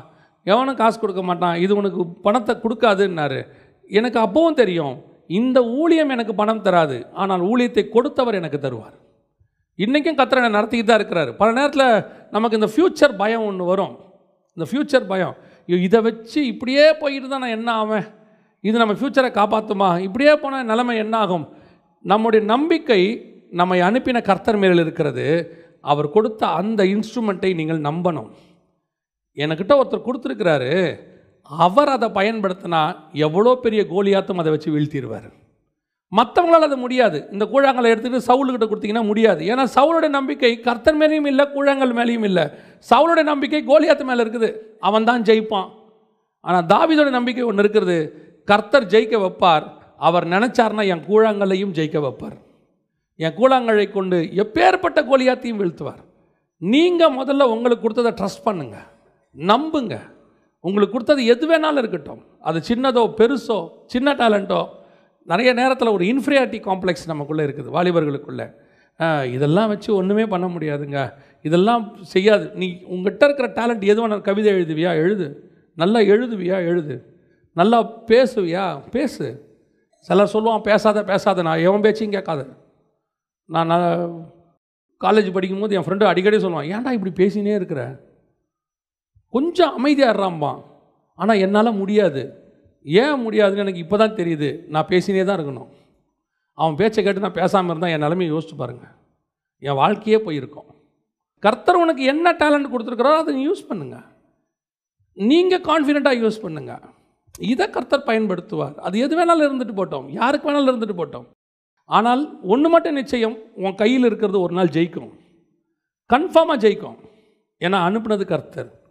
அவர் அனுப்புகிறவர் உன்னை ஜெயிக்க வைக்காமல் விடவே மாட்டார். அதனால தான் வசனம் சொல்லுது, உம்மாலே நான் ஒரு சேனைக்குள் பாய்வேன், உம்மாலே நான் ஒரு மதிலை தாண்டுவேன். நான் சின்ன பையன் தாங்க, சிறு வயது முதல் கொண்டு அவன் யுத்த புருஷன் தாங்க, நான் சிவந்த மேனி உள்ளவன் தாங்க, அவனோட பார்க்கறதுக்கு நான் ஒன்றும் இல்லாத சின்ன பையன் தாங்க. ஆனால் ஒன்று எனக்கு தெரியும், என் கையில் இருக்கிற கல் ஒரு நாள் ஜெயிக்கும், ஒரு நாள் ஜெயிக்கும். உனக்கு ஆண்டவர் கொடுக்குற வாக்கு அதுதான். உங்கள்கிட்ட எதை கொடுத்தாரோ அதை எடுத்து தைரியமாக போ. யார் என்ன சொன்னாலும் நம்பாத, இதெல்லாம் நடக்காதுன்னு சொல்லுவாங்க, நீ நம்பவே நம்பாத, நடக்கும். உன் கூட இருக்கிறவர் அதை ஜெயிக்க வைப்பார். அந்த கான்ஃபிடென்ட் உனக்கு வந்துடுச்சுன்னா போதும். அல்லேலூயா. 21 வயசு இருக்கும். அப்போது வேலையெல்லாம் கிடையாது, எந்த வேலைக்கு போனாலும் என்னை அமுச்சு விட்ருவாங்க. ஏன்னா நான் ஒரு நல்ல ஒர்க்கர். நான் ஒரு 15 நாளைக்கு மேலே என்னை வச்சுக்க மாட்டான். ஒன்று அவனுக்கு என்ன பிடிக்காது, இல்லை எனக்கு அவனை பிடிக்காது. அது என்ன காரணம்னே தெரியாது. எனக்கும் வேலைக்கும் 7ஆம் பொருத்தம். எங்கே போனாலும் நம்மளை உடனே அமுச்சு விட்ருவான். அப்படியே மீறி நம்ம ஒரு மாதம் இருக்கிறோன்னா அந்த ஆள் செத்துருவான், கம்பெனி மூடிடுவாங்க. அவ்வளோதான், இதுதான் நம்மளுடைய பொழப்பு. இப்படி எங்கே போனாலும் இப்படி நடந்துகிட்டே இருந்துச்சு. ஒரு நாள் ஆண்டவர்கிட்ட கேட்டேன், ஆண்டவர் என் பொழப்பு இப்படியே போயிருமான்னு. ஆண்டவர் சொன்னார், உன் கூட நான் இருக்கேன், ஃப்யூச்சரை பற்றி பயமே படாது. அன்னையிலேருந்து இன்னை வரைக்கும் ஃப்யூச்சரை பற்றி பயந்ததே கிடையாது. அதாவது இப்போ இருக்க யங்ஸ்டர்ஸ் எல்லாம் பார்க்கும்போது சில நேரத்தில் எனக்கு கொஞ்சம் ஆச்சரியமாக இருக்கும். மல்டிபிள் டேலண்ட் இருக்குது, மல்டிபிள் டேலண்ட். ஒரு சிலர்கிட்டலாம் 1த்துக்கும் 2த்துக்கும் 3த்துக்கும் 4 டேலண்ட்டுக்கு மேலே வச்சுருக்குறாங்க. அவங்களோடலாம் பார்த்தா நான் ரொம்ப யோசிப்பேன், ஏதோ தப்பிச்சு ஓடி வந்துட்டோம் போல். நம்ம சில நேரத்தில் நம்ம யோசிக்கிறோம், அவர் பாடுறாரு, இவர் பாடுறாரு, அவர் நல்லா மியூசிக் வாசிக்கிறாரு, அவருக்கு ஒரு டேலண்ட் இருக்குது. அவங்களுக்கு ஒன்று என் கையில் ஒரு கூழாங்கல் இருந்துச்சு, அந்த கூழாங்கல்லை உண்மையாக விசுவாசத்தோடு கர்த்தருடைய நாமத்தில் எடுத்து நான் அடித்தேன், விழுந்தது கோலியத்தாக இருந்தது. ஆமென். தைரியமாக எடுத்து கூழாங்கல்லை எடுத்து அடிங்க. உங்களுக்கு ஆண்டவர் என்ன கொடுத்துருக்கிறாரோ, உங்ககிட்ட இருக்கிற டேலண்ட்டை நீங்கள் டிஸ்கரேஜ் பண்ணாதீங்க, நீங்கள் என்ன செய்யாதீங்க. அது உங்களுக்கு ப்ரேயர் பண்ணுறதா கூட இருக்கும். சில நேரத்தில் சிலர் ப்ரேயர் பண்ணால் உடனே நடக்கும், கர்த்தர் கேட்பார். அவங்க சொல்லுவாங்க, ஆண்டவர் எனக்கு ஒரு சொப்பனம் கொடுத்தாரு, ஜோம் பண்ண நடந்துச்சும்பாங்க. பெரிய பெரிய தீர்க்கதரிசிகள் சொல்ல முடியாததெல்லாம் சாதாரண ஒரு ஆள் சொல்லுவாங்க, சாதாரணமாக ஒரு ஆள் சொல்லுவாங்க. ஒரு அம்மா ஒரு கிராமத்துக்கு போனப்போ சொன்னாங்க, ஐயா நான் ஜோம் பண்ணி 3 பேரை உயிரோடு எழுப்பியிருக்கிறேன். நாங்கள் எத்தனை பேரை? 3 பேரை உயிரோடு எழுப்பியிருக்கீங்களா? நம்ம ஜோம் பண்ணால் கட்டி கூட மறைய மாட்டேங்குது. ஜோம் பண்ணிட்டு தடவி பார்க்குறோம், கட்டி போயிடுச்சா? அவங்க ரொம்ப நேரம் கழிச்சு இல்லை இருக்குது இன்னும் போகலங்கிறான். கான்ஃபிடென்ட்டே நமக்கு இல்லை. அந்தம்மா 3 பேரை உயிரோடு எழுப்பியிருக்கு, அந்தம்மா அங்கே இருக்கு. அந்தம்மா சொல்லுது, நான் எது ஜோம் பண்ணாலும் ஆண்டவர் எழுப்பிடுவாயா? எவ்வளோ பெரிய கான்ஃபிடென்ட் பாருங்கள். அந்தம்மா ஏதோ ஒரு கிராமத்துக்குள்ளே ஒரு குடிசைக்குள்ளே இருக்கக்கூடிய ஒரு சாதாரண ஒரு ஆள். எவரை கொண்டும் கர்த்தர் எந்த கூழாங்கல்லையும் பயன்படுத்த வல்லமை உள்ளவராக இருக்கிறார். அல்லேலூயா. உங்களையும் தேவன் அப்படி பயன்படுத்த வல்லமை உள்ளவராக இருக்கிறார். கடைசியாய் தாவீதுக்கும் சவுலுக்கும் இன்னொரு பெரிய விஷயம் இருந்தது. 1 சாமுவேல் புஸ்தகம் 17ஆம் அதிகாரம் இவ்விதமாய் தாவீது ஒரு கவனினாலும் ஒரு கல்லினாலும் பெலிஸ்தேனை மேற்கொண்டு அவனை மடங்கடித்து அவனை கொன்று போட்டான். தாவீதின் கையில் பட்டயம் இல்லாதிருந்தது. ஆகையால் தாவீது பெலிஸ்தேன் அண்டையில் ஓடி அவன் மேல் நின்று அவன் பட்டயத்தை எடுத்து அதை அதன் உரையிலிருந்து உருவி அவனை கொன்று அதனாலே அவன் தலையை வெட்டி போட்டான். அப்பொழுது தங்கள் வீரன் செத்து போனான் என்று பெலிஸ்தேர் கண்டு ஓடி போனார்கள். மூணாவது, முதல்ல நாம் கர்த்தருடைய நாமத்தில் போகிறோம். அதுதான் ஃபஸ்ட், நம்ம ஜெயிக்கிறதுக்கான ஃபஸ்ட் ஃபார்முலா. ரெண்டாவது, நம்மக்கிட்ட கர்த்தர் கொடுத்ததை நாம் நம்பணும், அதை எடுத்துக்கிட்டு போகணும். ஊழியத்துக்கோ அல்லது எந்த ஒரு காரியமோ நாம் முன்னாடி எடுத்துக்கிட்டு போகணும். இப்போ மூணாவது, இது அதை விட ரொம்ப முக்கியம். என்ன தெரியுமா? நம்மக்கிட்ட ஒன்று இருக்காது, அது நம்ம எதிரிக்கிட்ட இருக்கும். அதை யூஸ் பண்ணுற மனப்பக்குவம் உங்களுக்கு வரணும்.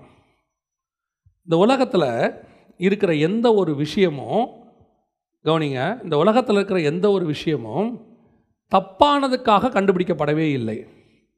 அது கண்டுபிடிக்கப்பட்டது நல்லதுக்கு, ஆனால் பயன்படுத்தப்பட்டது தப்புக்கு. எந்த ஒரு பொருளும், இப்போ செல்ஃபோன் இருக்குது. நாங்கள் உங்களை மாதிரி உட்காந்து செய்தி கேட்குற காலத்தில் அன்னைக்கு உள்ள ஊழியர்கள் எங்களுக்கு என்ன சொல்லி கொடுத்தாங்கன்னா, டிவி பாவம், டிவி பாவம், டிவியை என்ன செய்யக்கூடாது, பார்க்கக்கூடாது, வீட்டில் டிவி வைக்கக்கூடாது, டிவி வீட்டில் இருந்தால் தூக்கி வெளியே போடுங்க. இது இருந்துச்சு. ஒரு காலகட்டத்தில் டிவியில் ஊழியம் பண்ணாத ஊழியக்காரரே கிடையாது, டிவியில் பிரசங்கம் பண்ணாதவங்களே கிடையாது. எல்லாரும் டிவியில் காலையிலையும் சாயங்காலம் பேசுவாங்க, பேசாத ஊழியக்காரங்களே கிடையாது. ஒரு காலகட்டம் பிறகு கம்ப்யூட்டர் வந்துச்சு. கம்ப்யூட்டர் முதல்ல வந்தவுடனே இது பிசாசு, இதை யூஸ் பண்ணக்கூடாது, 666 எல்லாம் உண்மைதான். ஆனால் இன்றைக்கி கம்ப்யூட்டர் யூஸ் பண்ணாத ஊழியக்காரர் யார்? இன்றைக்கி ஸ்மார்ட் ஃபோன் யூஸ் பண்ணாதவங்க யார்? ஸ்மார்ட் ஃபோன் ஒரு மினி கம்ப்யூட்டர் மாதிரி உங்களுக்கு, அது யூஸ் பண்ணாத ஆள் யார்? ஒரு பீரியடில் எல்லாத்தையும் தப்பு பண்ணக்கூடாதுன்னு ஒதுக்கி வச்சுருவாங்க. ஆனால் அதை பிசாசு நல்லா எடுத்துப்பான், கோலியாத்து கையில் அந்த பட்டயத்தை எடுத்துப்பான். ஒரு காலகட்டத்துக்கு பிறகு தான் நமக்கு ஒரு அறிவு வரும், எந்த ஒரு பொருளையும் சரியாய் பயன்படுத்தினால் தவறே கிடையாது. கோலியாத்தின் பட்டயத்தை எடுத்து கோலியாத்தை வெட்டினால் தப்பு கிடையாது. தாவீது ஐயோ அது பெலிஸ்தேர் பட்டயம், அதை நான் தொடமாட்டேன், நான் இஸ்ரவேலன் சொல்லவே கிடையாது. தாவீது ஓடி போய் அவன் பட்டயத்தை எடுத்து, இன்னைக்கு நிறைய கோலியாத்தின் பட்டயம் இருக்கு, மீடியா இருக்கு, டிவி இருக்கு, இன்னைக்கு எத்தனையோ காரியங்கள் இருக்கு உலகத்தில். நாம் என்ன சொல்கிறோம்? அது பாவம், அதுக்கிட்ட போகாத, அதை செய்யாத, அதை தொடாத, அதை பார்க்காத. நான் சொல்கிறேன், எதை எப்படி ஹேண்டில் பண்ணணும்னு உனக்கு தெரியணும், அவ்வளோதான். எதை எப்படி ஹேண்டில் பண்ணணும்னு உனக்கு தெரியணும். கத்தி என்பது ஆயுதம், அதை காய்கறி வெட்டுக்கிற வரைக்கும் கரெக்ட், கழுத்தை வெட்டினா தான் தப்பு. நீ என்ன காய்கறி வெட்டிட்டு போ, எவ்வளோ காய் வெட்டுமோ அவ்வளோ காய் வெட்டு, ஒரு தப்பும் கிடையாது. ஏன் கழுத்தை வெட்டும் போது அது பாவமாக மாறுது? இன்டர்நெட் இருக்குது, நீங்கள் யூஸ் பண்ணுங்கள், எதுக்கு யூஸ் பண்ணணுமோ அதுக்கு யூஸ் பண்ணுங்கள். முடித்த உடனே வெளியே வந்துடுங்க, நெட்டை விட்டு வெளியே வந்துடுங்க. இன்டர்நெட்டை யூஸ் பண்ணாதீங்கன்றது தான் தப்பு. பண்ணணும், அதை எப்படி பண்ண? இப்போ பாருங்கள், அந்த பட்டயத்தை எடுத்து அவன் யூஸ் பண்ணான் தாவீது, ஆனால் பட்டயத்தோடைய அவன் சுத்தலை. வசனம் பின்னாடி என்ன சொல்லுது பாருங்கள், 54. தாவீது பெலிஸ்தீனுடைய தலையை எடுத்து அதை எருசலேமுக்கு கொண்டு வந்தான், அவன் ஆயுதங்களையோ தன் கூடாரத்தில் வைத்தான். தூக்கிட்டு அலையில, அதை கொண்டு போய் ஒரு செட் அசைட் ஓரமாக வச்சுட்டான். யூஸ் பண்ணுற வரைக்கும் யூஸ் பண்ணணும், யூஸ் பண்ணி முடித்த பிறகு தூக்கி கொண்டு போய் ஓரமாக வச்சு, அப்படி ஓரமாக அது இருக்கட்டும், இனி எனக்கு இப்போ தேவைப்படாது, பின்னாடி எப்பயாவது தேவைப்படும். இன்னொரு யுத்தம் வந்துச்சு, தாவீது போய் ஆசாரியன்ட்ட கேட்குறான், ஏதாவது பட்டயம் இருக்குதா? அப்போ அவன் சொல்கிறான், நீ கோலியாத்துக்கிட்ட ஜெயிச்சி அந்த பட்டயம் இருக்கு. அதுக்கு தாவீது சொல்கிற வார்த்தை என்ன தெரியுமா? அதற்கு நிகர் இல்லை. எஸ், இன்னைக்கு பூமியில் இருக்கிற நிறைய வெப்பன் அன்கம்பேரபிள், அதை எடுத்து நீங்கள் ஏன் யூஸ் பண்ணக்கூடாது? ஒவ்வொரு காரியத்தையும் இல்லை வேணாம், இது எனக்கு தேவையில்லை. ஒரு விஷயத்தை நல்லா தெரிஞ்சுக்கொள்ளுங்க, இந்த உலகத்தில் மாற்றம் நடந்து கொண்டே இருக்கும். இந்த வேத வசனத்தை ஒரு காலத்தில் தோல் சுருளில் எழுதுனாங்க. தோல் சுருளில் எழுதினப்பட்ட பிறகு பேப்பருக்கு வந்துச்சு, இல்லை தோல் சுருளில் எழுதப்பட்டு தான் புனிதமானது, பேப்பர் என்பது புனிதம் அல்ல, ஆகவே நான் பேப்பரில் எழுதின பைபிளை படிக்க மாட்டேன், தோல் சுருள்தான் நிஜமானது, தோல் சுருளில் தான் நான் எங்கேயும் எடுத்துகிட்டு போவேன்னா சாத்தியமா? வெறும் தோல் சுருளில் தான் பைபிள் இருக்கணும்னு நினச்சிருந்தா இவ்வளோ பைபிள் வந்திருக்குமா? ஆனால் பிரிண்டிங்கில் பிசாசு எவ்வளோ புக்கை கொண்டு வந்தானோ அதை விட நிறையா பிரிண்டிங்கில் ஆண்டவர் அவருடைய பைபிளை கொண்டாந்துட்டார். அந்த நேரத்துக்கு ஏற்ற காம்படிஷன். அன்னைக்கு இருக்கக்கூடியதான் டெக்னாலஜி என்ன, யூ மஸ்ட் டேக், உன் கையில் எடுக்கணும். எந்த ஒரு டெக்னாலஜியை கண்டு பயப்படாத, அதை யூஸ் பண்ண கற்றுக்கோ, அவ்வளோதான். கோலியாத்தின் பட்டயத்தை கண்டு பயப்படாத, யூஸ் பண்ண கற்றுக்கோ. ஆனால் எவ்வளோ யூஸ் பண்ணணும்னு தெரியுமோ அவ்வளோ யூஸ் பண்ணு. போய் அதுக்கு அடிக்டாக மாறிடாத. இன்றைக்கி இருக்கிற யங்ஸ்டர்ஸ்ட்டு இருக்கிற மிகப்பெரிய ப்ராப்ளம், ஒன்று அதை பார்த்து பயந்து ஓடிடுறான், இல்லை அதுக்கு அடிமையாயிடுறான், அதோடு போய் மாட்டிக்கிறான். இதான் இன்றைக்கி பிரச்சனை. ஒரு ஊழியக்காரர் அன்றைக்கி அழகாக பிரசங்கம் பண்ணார், சூப்பராக இருந்துச்சு. இன்னைக்கு பவுல் இருந்தால், இப்போ பவுல் மினிஸ்ட்ரி பண்ணால் மீடியாவை யூஸ் பண்ணுவாரா மாட்டாரா? பவுல் மீடியாவை யூஸ் பண்ணுவாரா மாட்டாரா? பண்ணுவார். ஆனால் அவருக்கு தெரியும் எந்த அளவுக்கு அதை யூஸ் பண்ணணும்னு சொல்லி. உங்களுக்கு தெரியுமா, கிரீக் லாங்குவேஜ் இருக்குல்ல, கிரேக்க மொழி, இந்த மொழிக்கு ஒரு பேர் உண்டு. கிரீக்குன்றது நம்ம வச்சுருக்க பேர், எபிரேயர்கள் அதுக்கு ஒரு பேர் வச்சுருப்பாங்க. தப்பாக எடுத்துக்காதீங்க, நான் அவங்க வச்ச பேர் தான் இருக்குது, நீங்கள் போய் நெட்டில் சர்ச் பண்ணிக்கலாம். இதுக்கு பேர் ப்ராஸ்டியூட் லாங்குவேஜ். கிரீக் லாங்குவேஜுக்கு பேர் என்னது? Prostitute language. ஏன்னு கேட்டிங்கன்னா, கிரேக்க வழிபாடுகள் வந்து அருவருப்பானவைகள், ரொம்ப விக்கிரகம் எல்லாம் இருக்குது. அதனால் இந்த எபிரேயர்கள் வந்து இதை யூஸ் பண்ண மாட்டாங்க, கிரீக் லாங்குவேஜை, கிரேக்க மொழியை யூஸ் பண்ண மாட்டாங்க. அதை வந்து ரொம்ப அருவருப்பாக நினைப்பாங்க. அந்த மொழியை வந்து அவங்க அருவருப்பாக நினைக்கிற மொழி.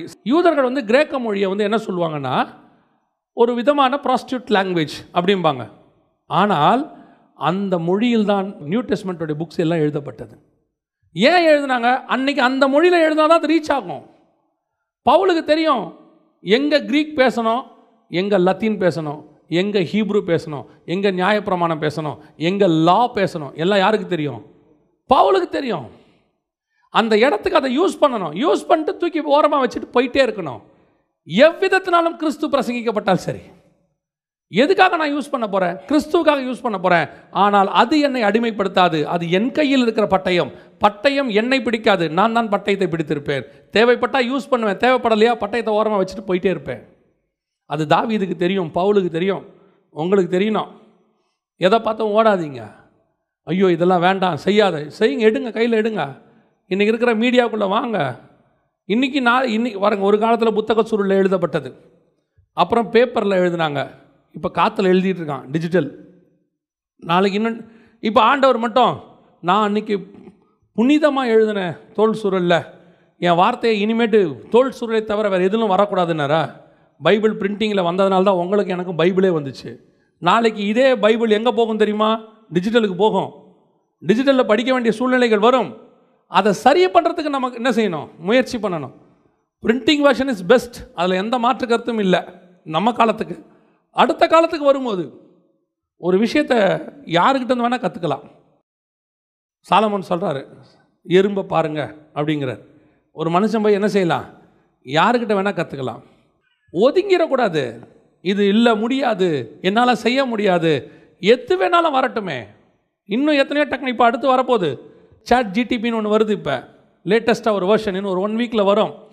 அதாவது கூகுளை விட வேகமாக ஆர்டிஃபிஷியல் இன்டெலிஜென்ஸ், அதை விட இன்னும் ட்ரில்லியன் ஸ்பீடில் வருது. அதுக்கு போட்டி போகிறதுக்கு நீ நான் ரெடி ஆகணும். ஏன்? அன்னைக்குள்ள ஆத்மாவை சந்திப்பதற்கு அன்னைக்கு ஒரு ஆள் வேணும் நமக்கு. நீ அவுடேட்டட் ஆகிட்டினா அன்னைக்கு உள்ளவனை யார் சந்திக்கிறது?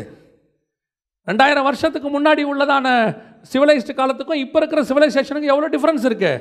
அன்னைக்கு உள்ளவங்களுக்கு வந்துக்கும் இன்னைக்கு உள்ளவங்களுக்கும் நம்ம சுவிசேஷம் சொல்லிக்கிட்டு இருக்கிறோம். அன்னைக்கு பவுல் மாதிரி ஆட்கள் அப்டேட்டட் பண்ணதுனால தான் இன்றைக்கி நாம் அப்டேட்டடோடு இங்கே நிற்கிறோம். நீ அப்டேட்டட் ஆகாமல் அவுடேட்டட் ஆகிட்டேன்னா நீ யூஸ் பண்ணப்பட முடியாது, காலத்தில் காணாம போயிடுவேன். கர்த்தர் உன்னை எடுத்து பயன்படுத்திக்கிட்டே இருக்கணும்னா அப்பப்போ வரக்கூடிய எதிரி கையில் இருக்கிற பட்டயத்தை எடுத்து திருப்பி அடிக்கணும் உன்னை. இன்றைக்கி கடைசி காலத்தில் யார் இப்போ நடக்க போகிறா? காற்று தான் எல்லாத்துக்கும் காரணம். ஒரு வசனம் வாசிங்க, உங்களுக்கு தெரிஞ்ச வசனம் தான். எபேசியர்கள் நிருபம் 2ஆம் அதிகாரம் 1-2 வசனம் வாசிங்க பார்ப்போம். அக்கிரமங்களினாலும் பாவங்களினாலும் மரித்தவர்களாயிருந்த உங்களை உயிர்ப்பித்தார். அவைகளில் நீங்கள் முற்காலத்திலே இவ்வுலக வழக்கத்திற்கேற்றபடியாகவும் கீழ்ப்படியாமையின் பிள்ளைகளிடத்தில் இப்பொழுது கிரியை செய்கிற ஆகாயத்து அதிகார பிரபுவாகிய ஆவிக்கேற்றபடியாகவும் நடந்து கொண்டீர்கள். அப்படின்னா என்ன? காற்றுக்கு அதிபதி. ஆகாயத்து பிரபு அப்படிங்கிறது காற்றுக்கு அதிபதி. இவ்வுலக காலத்தில் கிரியை செய்கிற காற்றுக்கு அதிபதி. இன்றைக்கி மொத்தமும் காற்றுல தான் இருக்குது. உங்களை கண்ட்ரோல் பண்ணுறது, உங்களை பிடிக்கிறது, உங்களுக்குரிய டெக்னாலஜி, நீங்கள் ஆன்லைனு, நீங்கள் யூஸ் பண்ணுற எல்லாமே பிசாசு எதை எடுத்து யூஸ் பண்ணிகிட்டு இருக்கிறான்? காற்றை எடுத்து யூஸ் பண்ணுறான். இப்போ அடுத்து நம்மளும் எதை தான் யூஸ் பண்ணணும்? அவன் கையில் இருக்கிற காற்றை எடுக்கணும். இன்றைக்கி கோலியாத்தின் பட்டயம் காற்று, டிஜிட்டல். நீ திருப்பி எடுக்கணுமில்ல, அதை எடுக்காமல் விட்டுட்டு இல்லைங்க 2000 years பேக் நாங்கள் போட்டில் போய் கொண்டிருந்தோம். பிசாசு ஃப்ளைட்டில் போகிறான், நாம் போட்டில் போகிறோம். யார் ஜெயிப்பா? யோசிச்சு பாருங்கள். ஃப்ளைட்டில் போகிறது பாவமா? ஃப்ளைட்டில் போகிறது எப்போ பாவம் தெரியுமா? நீ ஆண்டவருக்காக ஃப்ளைட்டில் போகிறது பாவம் கிடையாது. நீ பாட்டு ஊர் சுற்றி பார்க்க போய் பீச்சில் மல்லாக்கப்படுத்துக்கிறது தான் பாவம். புரியுதா? அன்னைக்கு அப்போஸ்தலர்கள் போனாங்க சுவிசேஷம் அறிவிக்க. எந்த கப்பலில் ஏறி போனாங்கன்னு இருக்குது தெரியுமா? ஒரு இடத்துல வியாபார கப்பலில் ஏறி போனாங்கன்னு இருக்குது. வியாபார கப்பலில் என்ன தெரியுமா இங்கிலீஷில்? Businessman class. இன்றைக்கி பிஸ்னஸ்மேன் கிளாஸ்னால் என்னன்னு தெரியல உங்களுக்கு? இருக்கிறதே டாப் கிளாஸு. அதனால் அவங்க பிஸ்னஸ்மேன் கிளாஸில் தான் போவேன்னாங்களா? இல்லை, அன்றைக்கி அது கிடச்சிச்சு அவங்களுக்கு. போகிறதுக்கு வேறு வாய்ப்பு இல்லை, வேறு போட் இல்லை, பிஸ்னஸ்மேன் கிளாஸ் இருந்துச்சு. ஏறு பிஸ்னஸ்மேன் கிளாஸில், ஏன் போ, சுவிசேஷம் முக்கியமா? அவ்வளோதான், எதை பற்றியும் கவலைப்படாது. இன்றைக்கி உன் கையில் டிஜிட்டல் இருக்குது, மீடியா இருக்குது. இதை எடுத்து கோலியாத்தின் பட்டயம் நீ யூஸ் பண்ணியே ஆகணும். இல்லைன்னா நீ அவுட்டேட்டட் ஆகிடுவேன். நாளைக்கு இதை விட இன்னொரு டெக்னாலஜி வரும். டெக்னாலஜி மட்டும் நான் சொல்லலை, எல்லா மாற்றமும் வரும். எதை யூஸ் பண்ணணும்னு தெரியும், எவ்வளவு யூஸ் பண்ணணும்னு தெரியும், யூஸ் பண்ணிவிட்டு எங்கே வைக்கணும்னு தெரியணும். அவ்வளோதான். அடிக்ட் தான் ஆகக்கூடாது, அதுக்கு பின்னாடியே தான் போகக்கூடாது. பார்க்கணும், நியூஸ் பார்க்கணும், நியூஸ் என்ன தேவையோ அதை பார்க்கணும், பார்த்துட்டு கொஞ்சம் ஓரமாக வச்சிடணும். அதுக்கு பின்னாடியே போய்கிட்டு இருக்கக்கூடாது. இன்றைக்கி அதுதான் பிரச்சனை. இன்றைக்கி ஒன்று இவன் கையில் இருக்கிற கூழாங்கல்ல நம்ப மாட்டேங்கிறான். ஒருவேளை கூழாங்கல்ல நம்பினா பட்டயத்தை எடுக்க மாட்டேங்கிறான். யோசிச்சு பாருங்கள், அந்த வசனம் என்ன சொல்லுது பாருங்கள். கூழாங்கல்லில் அடித்த உடனே அங்கே இருந்தவங்க எல்லாரும் கோலியாத்து விழுந்துட்டான்னு சொல்லி பயந்தாங்களா, இல்லை பட்டயத்தை எடுத்து வெட்டின பிறகு தங்கள் வீரன் வீழ்ந்தான்னு சொன்னாங்களா? அங்கே வசனம் எப்படி இருக்கு பாருங்க. பட்டயத்தை உருவி அவனை கொன்று அதனாலே அவன் தலையை வெட்டி போட்டான். அப்பொழுது தங்கள் வீரன் செத்து போனான் என்று பெலிஸ்தியர் கண்டு ஓடி போனார்கள். பட்டயத்தை எடுத்து வெட்டின பிறகுதான் வெற்றி நிச்சயமாகும். நீங்களும் நானுமே ஒரு காலத்தில் கோலியாத்தின் கையில் இருந்த பட்டயம்தான். அங்கே பிசாசு நம்மளை யூஸ் பண்ணிக்கிட்டு இருந்தான். இன்றைக்கி கர்த்தர் கையில் எடுத்ததுனால இன்றைக்கி நம்மளை யூஸ் பண்ணிக்கிட்டு இருக்கிறார். அதே மாதிரி தான் இந்த உலகத்தில் நிறைய கோலியாத்தின் பட்டயம் இருக்குது, நிறைய காரியங்கள் இருக்குது. எடுங்க, கையில் எடுங்க. ஆனால் எதுக்கு யூஸ் பண்ணணுன்னு பாருங்கள். யூஸ் பண்ணிட்டு வச்சுருங்க. ஒரு கூட்டம் இருக்குது இப்படி போயிடுது, எக்ஸ்ட்ரீம் லெவலுக்கு. எந்த லெவலுக்கு போயிடுது? கீபோர்டு 9 சீரீஸ் இருந்தால் தான், 900 சீரீஸ் இருந்தால் தான் என்னால் ஆராதனையே வரும். இல்லைன்னா எனக்கு என்ன வராது, வர்ஷிப் வராது. ஸ்பீக்கர் பார்த்துக்கோங்க, போஸ் இருக்கணும். இல்லைன்னா தொண்டை, போஸுக்கும் தொண்டைக்கு என்ன இருக்குது? நல்லது யூஸ் பண்ணுறது தப்பு கிடையாது, ஆனால் அது இருந்தால் தான் நான் யூஸ் பண்ணுவேன்றது தப்பு. நல்ல மைக்கில் பேசவும் தெரியணும், மைக் இல்லாவிட்டால் பேசவும் தெரியணும். மைக் இருக்கிற இடத்துலையும் நான் பேசுவேன், மைக் இல்லாவிட்டாலும் பேசுவேன். என் ப்ராப்ளம் மைக்கில் இல்லை, எங்கிட்ட தான் இருக்குது. மைக் ஆண்டவர் நல்ல மைக் கொடுக்குறாரா, சோத்திரம். நீங்கள் உடனே நான் ஒரு தடவை தூத்துக்குடிக்கு ஒரு ஊழியத்துக்கு போயிருந்தேன். ஊழியம் முடியறதுக்கு 2:30 மணி ஆயிடுச்சு. 2:30 மணி ஆன பிறகு கிளம்பி வரோம், பயங்கர பசி. வந்துக்கிட்டு இருக்கிறோம் ஒரு காரில். அப்போ அந்த கூட்டிகிட்டு போனவங்க என்ன பண்ணாங்க, பாஸ்டர் இங்கே ஒரு சின்ன ஹோட்டல் இருக்குது, சாப்பிட்ருவோம் வாங்க. சாப்பிட்ருவோம் வாங்க, பசி. போய் வண்டியை நிறுத்தியாச்சு. நிறுத்தி இறங்குறோம். அந்த வண்டி ஓட்டின டிரைவர் வரமாட்டார். ஐயோ நான் வரலிங்க அப்படின்னாரு. நான் கேட்டேன், ஏன் பிரதர், வாங்க சாப்பிடுவோம். இல்லை இங்கே சாப்பாடு 150 ரூபா. சரி, இதுலேருந்து இன்னொரு 25 கிலோமீட்டர் தள்ளி அங்கே போயிட்டோம்னா 100 ரூபா தான். நாம் காசை வேஸ்ட் பண்ணக்கூடாதுன்னு நான் சொன்னேன். நீ இங்கே உட்கார், உள்ளே வந்துடாத. ஏன்னா நீ இதுக்கே இப்படி பேசுகிற. நான் எக்ஸ்ட்ராவாக ஒரு சிக்கன் ஆர்டர் பண்ணால் எனக்கு வயிறு வலி வந்துடும். ஐயோ என்ன வந்தாலும் இப்படி திங்கிறானேன்றான். இப்போ அங்கே சாப்பாடு 150 100ங்கிறது முக்கியம் இல்லை, சாப்பிடணுமா இல்லையாங்கிறது தான் முக்கியம். நீ ஒரு முடிவெடுத்து, இனிமேல் நான் 150 ரூபா சாப்பாடு தான் சாப்பிடுவேன், நான் வழியில் நின்று சாப்பிட மாட்டேன். ஏனென்றால் என்னுடைய ஊழியத்தின் எல்லை பெரிதாகிவிட்டது. நானோ என்றால் KFCயில் மட்டுமே என்னுடைய வாய்கள் திறக்கும், மற்ற இடங்களில் என் வாய்கள் மூடப்பட்டிருக்குன்னா தப்பு. அங்கே ஒரு தேவை இருக்குது, அங்கே அதுதான் இருக்குது, வேறு இல்லை. யூ கேன் ப்ரொசீட், தப்பே கிடையாது. பல நேரத்தில் கர்த்தர் நமக்கு சொல்லி கொடுக்குறாரு. அதாவது ஆடம்பரம் தேவையே கிடையாது. சில நேரத்தில் அத்தியாவசிய செலவு நீ பண்ணி தான் ஆகணும். You must do. சில நேரங்களில் நம்ம கோலியாத்தின் பட்டயத்தை கையில் எடுக்க மாட்டேங்கிறோம். ஐயோ இது என்ன பண்ணுறது? இஃப் நீட் நம்ம செய்யலாம், தப்பு கிடையாது. கோலியாத்தின் பட்டயத்தை கையில் எடுக்கலாம். ஆனால் எடுத்து எதுக்கு யூஸ் பண்ணுறோங்கிறது தான் முக்கியம். எவ்வளோ முடியுமோ ஆண்டவருக்காக அவ்வளவு அப்டேட் பண்ணிக்கொள்ளுங்க. நல்லா படிங்க. நிறைய நல்லா படிங்கன்னா நீங்கள் படிக்கிற பாடத்தை சொல்ல, இதே தான் வீட்லேயும் சொல்கிறாங்க, இங்கே வந்தாலும் இதையே சொல்கிறாங்களே. நான் அந்த படிப்பு சொல்ல. நிறைய நீங்கள் பவுலை பார்த்தீங்கன்னா சொல்லுவான், நீ வரும்போது தோல் சுருளையும் என் புஸ்தகத்தையும் எடுத்துக்கிட்டு வாம்பா. அவன் நிறைய படிச்சிருக்கிறான், தப்பு கிடையாது. நிறைய விஷயங்கள் தெரியுங்க. எதை ஆண்டவருக்கு யூஸ் பண்ண முடியும்னு பாருங்கள். அந்த கோலியாத்தின் பட்டயத்தை எடுத்து, ஆனால் எண்ட் ஆஃப் த டே ஒன்று மட்டும் நிச்சயம், யூஸ் பண்ணுறவர் கர்த்தர் தான். நல்லா தெரிஞ்சுக்கொள்ளுங்க. ஆண்டவருக்காக நாம் அப்டேட்டட் ஆகிறது தப்பே கிடையாது.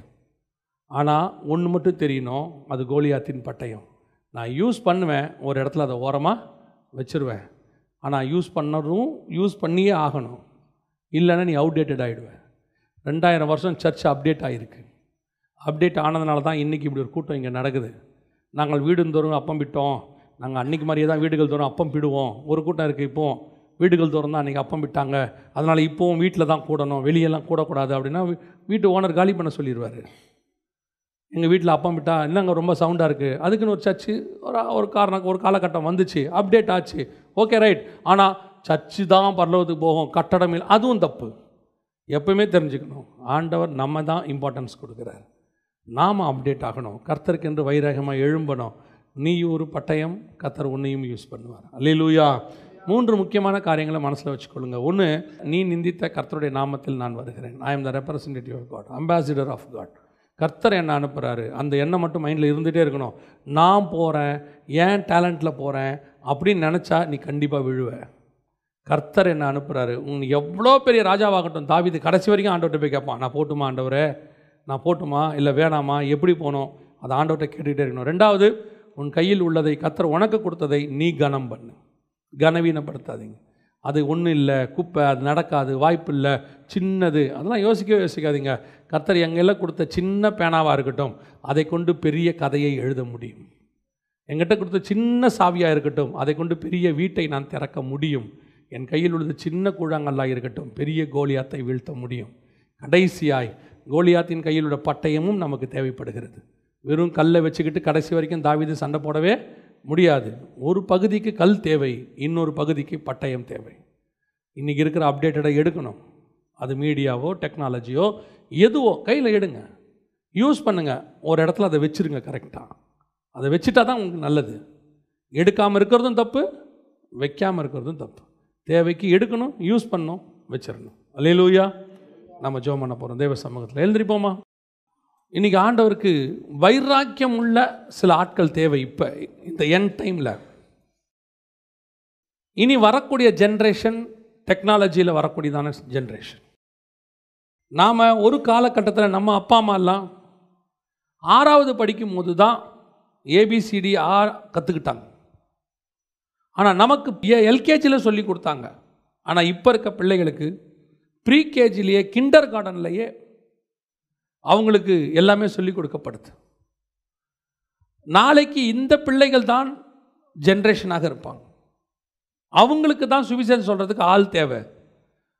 அவங்கிட்ட உட்காந்து பேசுகிற அளவுக்கு நீ அப்டேட் ஆனால் தான் முடியும். நீ அப்டேட் ஆகிறதுனால தான் உன்னை கர்த்தர் கூட்டிகிட்டு போகிறன்னு அர்த்தம் கிடையாது. நீ அப்டேட் ஆனினா உன்னை கூட்டிகிட்டு போகிறது ஈஸி. கர்த்தர் எடுத்து பயன்படுத்துறதுக்கு தகுதி என்னன்றது அவருக்கு தான் இருக்குது. நான் இவ்வளோ தகுதியாக இருக்கிறேன், அதனால் என்னை ஆண்டவர் யூஸ் பண்ணுவாருன்னு நீ நினைக்காத. ஆனால் உன் தகுதியை கர்த்தர்கிட்ட ஒப்படைச்சினா, உன்னுடைய டேலண்ட்டை, உன்னுடைய அகாடமிக் சைடில் இருக்கக்கூடியதான மேன்மைகளை, உங்கள்கிட்ட கர்த்தர் கொடுத்துருக்கிறதான காரியங்களை ஆண்டவர்கிட்ட ஒப்படைச்சினா, அதை கர்த்தர் எடுத்து பயன்படுத்துவார். ஆண்டவர் உன்னை பயன்படுத்த முடியும். நான் இந்தியா விட்டு வெளியே போகவே மாட்டேன், பாஸ்போர்ட் எடுக்கவே மாட்டேன், கர்த்தர் இந்தியாவுக்குள்ளே உன்னை பயன்படுத்துவார். நான் பாஸ்போர்ட் எடுப்பேன், கர்த்தருக்காக உலகமெங்கும் போவேன்னா, கர்த்தர் உலகமெங்கும் உன்னை பயன்படுத்துவார். எந்த அளவுக்கு நீ ஃப்ளெக்சிபிளாக இருக்கியோ அந்த அளவுக்கு கர்த்தர் உன்னை யூஸ் பண்ண முடியும். உனக்குன்னு ஒரு பவுண்டரி, உனக்குன்னு ஒரு டிசைன், நான் இப்படித்தான், நான் பண்ண மாட்டேன், நான் இந்த மாதிரி கிடையாதுன்னு நீ நினச்சினா, கர்த்தர் நீ இருக்கிற அந்த ஏரியாவில் அந்த பகுதிக்கு மட்டும்தான் உன்னை யூஸ் பண்ண முடியும். வசனம் சொல்லுகிறது. தம்முடைய தூதர்களை காற்றுகளாகவும் தம்முடைய ஊழியர்களை அக்கினி ஜுவாலையாகவும் கர்த்தர் பயன்படுத்துகிறார். காத்துக்கும் ஷேப் கிடையாது, நெருப்புக்கும் ஷேப் கிடையாது. காற்றாவது தன் போகிற திசையில் போய்கொண்டே இருக்கும், அது தூதன். ஆனால் நீயும் நானும் நெருப்பு, போகிற திசைகளில் இருக்கிறத எல்லாத்தையும் பட்சித்து கொண்டே போகும், எல்லாத்தையும் நெருப்பாய் அது மாற்றும். அதை தான் கர்த்தர் உங்கள்கிட்ட எங்கிட்டையும் கேட்குறார். உலகத்துக்கு நீ எவ்வளோ வேலை செய்கிற, எத்தனை மணி நேரம் வேலை செய்கிற, எவ்வளோ உயிரை கொடுத்து ஒர்க் பண்ணுற, எண்ட் ஆஃப் த டே உனக்கு என்ன கிடைக்குது? டிப்ரெஷன், ஸ்ட்ரெஸ், பணம், 3 தான். ஆனால் கர்த்தருக்கென்று அதே காரியத்தை நீ செலவிட்டு பார். எண்ட் ஆஃப் த டே உன் தேவையும் சந்திக்கப்படும், உனக்கு ஒரு ஆத்ம சந்தோஷம் வரும், பரலோகத்தினுடைய பலன் வரும். டிப்ரெஷன், ஸ்ட்ரெஸ் உனக்கு வியாதியை கொண்டு வரும், ஆனால் பரலோகத்தின் சந்தோஷம் உனக்கு நித்திய ஜீவனை கொண்டு வரும். கர்த்தருக்கு தேவை கோலியாத்தின் பட்டயம். இப்பொழுது உங்க கையில் கர்த்தர் எதை கொடுத்துருக்கிறார் பாரு. கூழாங்கல்லா, தடியா, அது என்ன வேணா இருக்கட்டும், தைரியமாக சொல்லு, நான் கர்த்தருடைய நாமத்தில் வருகிறவன். என் கையில் இருக்கிற கோல் செங்கடலை பிளக்கும், என் கையில் இருக்கிற கோல் கோலியாத்தை வீழ்த்தும், என் கையில் இருக்கிற கோல் கர்த்தர் சொல்லுகிற காரியத்தை அது செய்யும், கண்மலையை அடித்து தண்ணீரை கொண்டு வரும். உன் கையில் என்ன இருந்தாலும் அதை பற்றி யோசிக்கவே யோசிக்காது, அது கர்த்தர் கொடுத்தது. ஆண்டவர்கிட்ட கேள், ஆண்டவர் எனக்கு என்ன தந்திருக்கிறீங்க, நான் என்ன யூஸ் பண்ணணும்? ஃபயராக இருக்கணும் ஆண்டவருக்கு. கடைசி காலத்தில் பாரு, பிசாசுடைய பிள்ளைகள்லாம் எவ்வளோ ஃபயராக இருக்காங்க பாரு, எப்படி பிசாசுக்கு வேலை செய்கிறாங்கன்னு பாரு, டே நைட்டு பார்க்காம வேலை செய்கிறாங்க பாரு. அந்த ஃபயர் உனக்கு வரணும். என்ன எடுங்கப்பான்னு சொல்லு, என்ன தருகிறேன்னு சொல்லு. கர்த்தர் கையில் உன்னை பட்டயமாக மட்டும் எடுத்துட்டாருன்னா கர்த்தர் வெட்டுறது யார வேணாலும் இருக்கும். கர்த்தருக்கு இப்போ தேவை ஃப்ளெக்சிபிளான ஒரு ஃபயர்ஃபுல் பர்சன்ஸ். அதுவும் இது அறிவு பெருத்த காலம். நீ எல்லாம் வேணான்னு சொல்லி பயந்து ஓரமாக உட்காந்து போதும் கர்த்தாவே நான் சாகிறேன் நீ சொல்லிட்டீன்னா கர்த்தர் ஒரு சான்ஸ் உனக்கு கொடுப்பாரு. ஓடு, வெகு தூரம் உனக்கு ஆண்டவர் ஒரு சான்ஸ் கொடுப்பாரு. இல்லை நீ கோலியா நீ போய் ஒரு கெபிக்குள்ளே பதுங்கிட்டினா கர்த்தர் சொல்வார், எலிசாவை அபிஷேகம் பண்ணிட்டு நீ ஓரம் போம்பார். கர்த்தர் உன்னை எடுத்து பயன்படுத்துவார். ஒருவேளை நீ அசதியாய் பயந்து, இல்லை போட்டி போட முடியாது, இந்த காம்படிட்டிவ் வேர்ல்டில் என்னால் நிற்க முடியாது, என்னை விட பெரியவங்க நிற்கிறாங்க, கோலியாத் இருக்கிறாங்க, என்னால் ஜெயிக்க முடியாது, ஐ காண்ட் அப்படின்னா கர்த்தர் சொல்வார், ஓரம்போ அடுத்த ஆளை கொண்டு வா. God have alternate always. கர்த்தர் ஒருத்தனை நம்பி மட்டும் தன்னுடைய திட்டத்தை பரலோகத்திலிருந்து பூமிக்கு கொண்டு வரவில்லை. உன்மேல் ஒரு திட்டம் இருக்கிறது, அதை உன்னை கொண்டு கர்த்தர் செய்ய விரும்புகிறார். முடிந்த வரைக்கும் போராடுகிறார். நீ முடியாது என்று ஒதுங்கினால் உனக்கு பிறகு இன்னொருத்தனை கர்த்தர் வைத்திருக்கிறார். ஆனால் நான் சொல்வேன், எனக்கு மேலே வச்ச திட்டத்தை நான் தான் செஞ்சுட்டு பூமியை விட்டு வெளியே போகணும். என் திட்டத்தை இன்னொருத்தன் செய்யக்கூடாது. கொடுமையில் பெரிய கொடுமை என்ன தெரியுமா? உனக்கு கர்த்தர் வச்ச திட்டத்தை இன்னொருத்தன் செய்யறத உன் கண்ணால் பார்க்க வைப்பார். அதுதான் இருக்கிறதுலே கொடுமை. உன் மேலே வச்ச திட்டத்தை இன்னொருத்தன் செஞ்சுக்கிட்டு இருப்பான், அதை அவன் கண்ணில் பார்க்க வச்சுட்டு சொல்லுவார், இது நீ செய்ய வேண்டியது, அவன் செய்கிறான் பாரு. அதை தான் நான் உங்களுக்கு சொல்லுகிறேன். ஆண்டவர்கிட்ட சொல்லுங்க, ஆண்டவரே நான் சின்ன தாவீது தான், எனக்கு முன்னாடி நிற்கிற உலகம், எனக்கு முன்னாடி நிற்கிற பிசாசு கோலியாத்தான் இருக்கட்டும் ஆண்டவரே, நான் போகிறது உங்கள் நாமத்தில் இன்னிலேருந்து புறப்படுற ஆண்டவரே.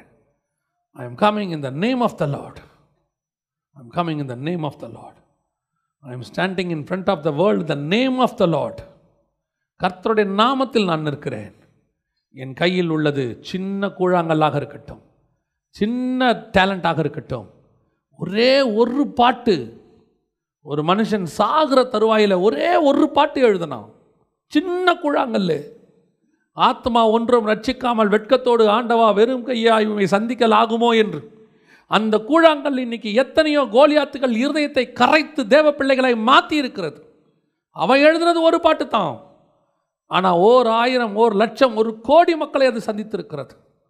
நீ செய்கிறது சின்ன காரியமாக இருக்கும், ஆனால் பெரிய காரியங்களை விளைவிக்கும். அது நீ பில்லி கிரகம் மாதிரி 3,00,000 பேருக்கு பேச முடியலையேன்னு பயப்படாத.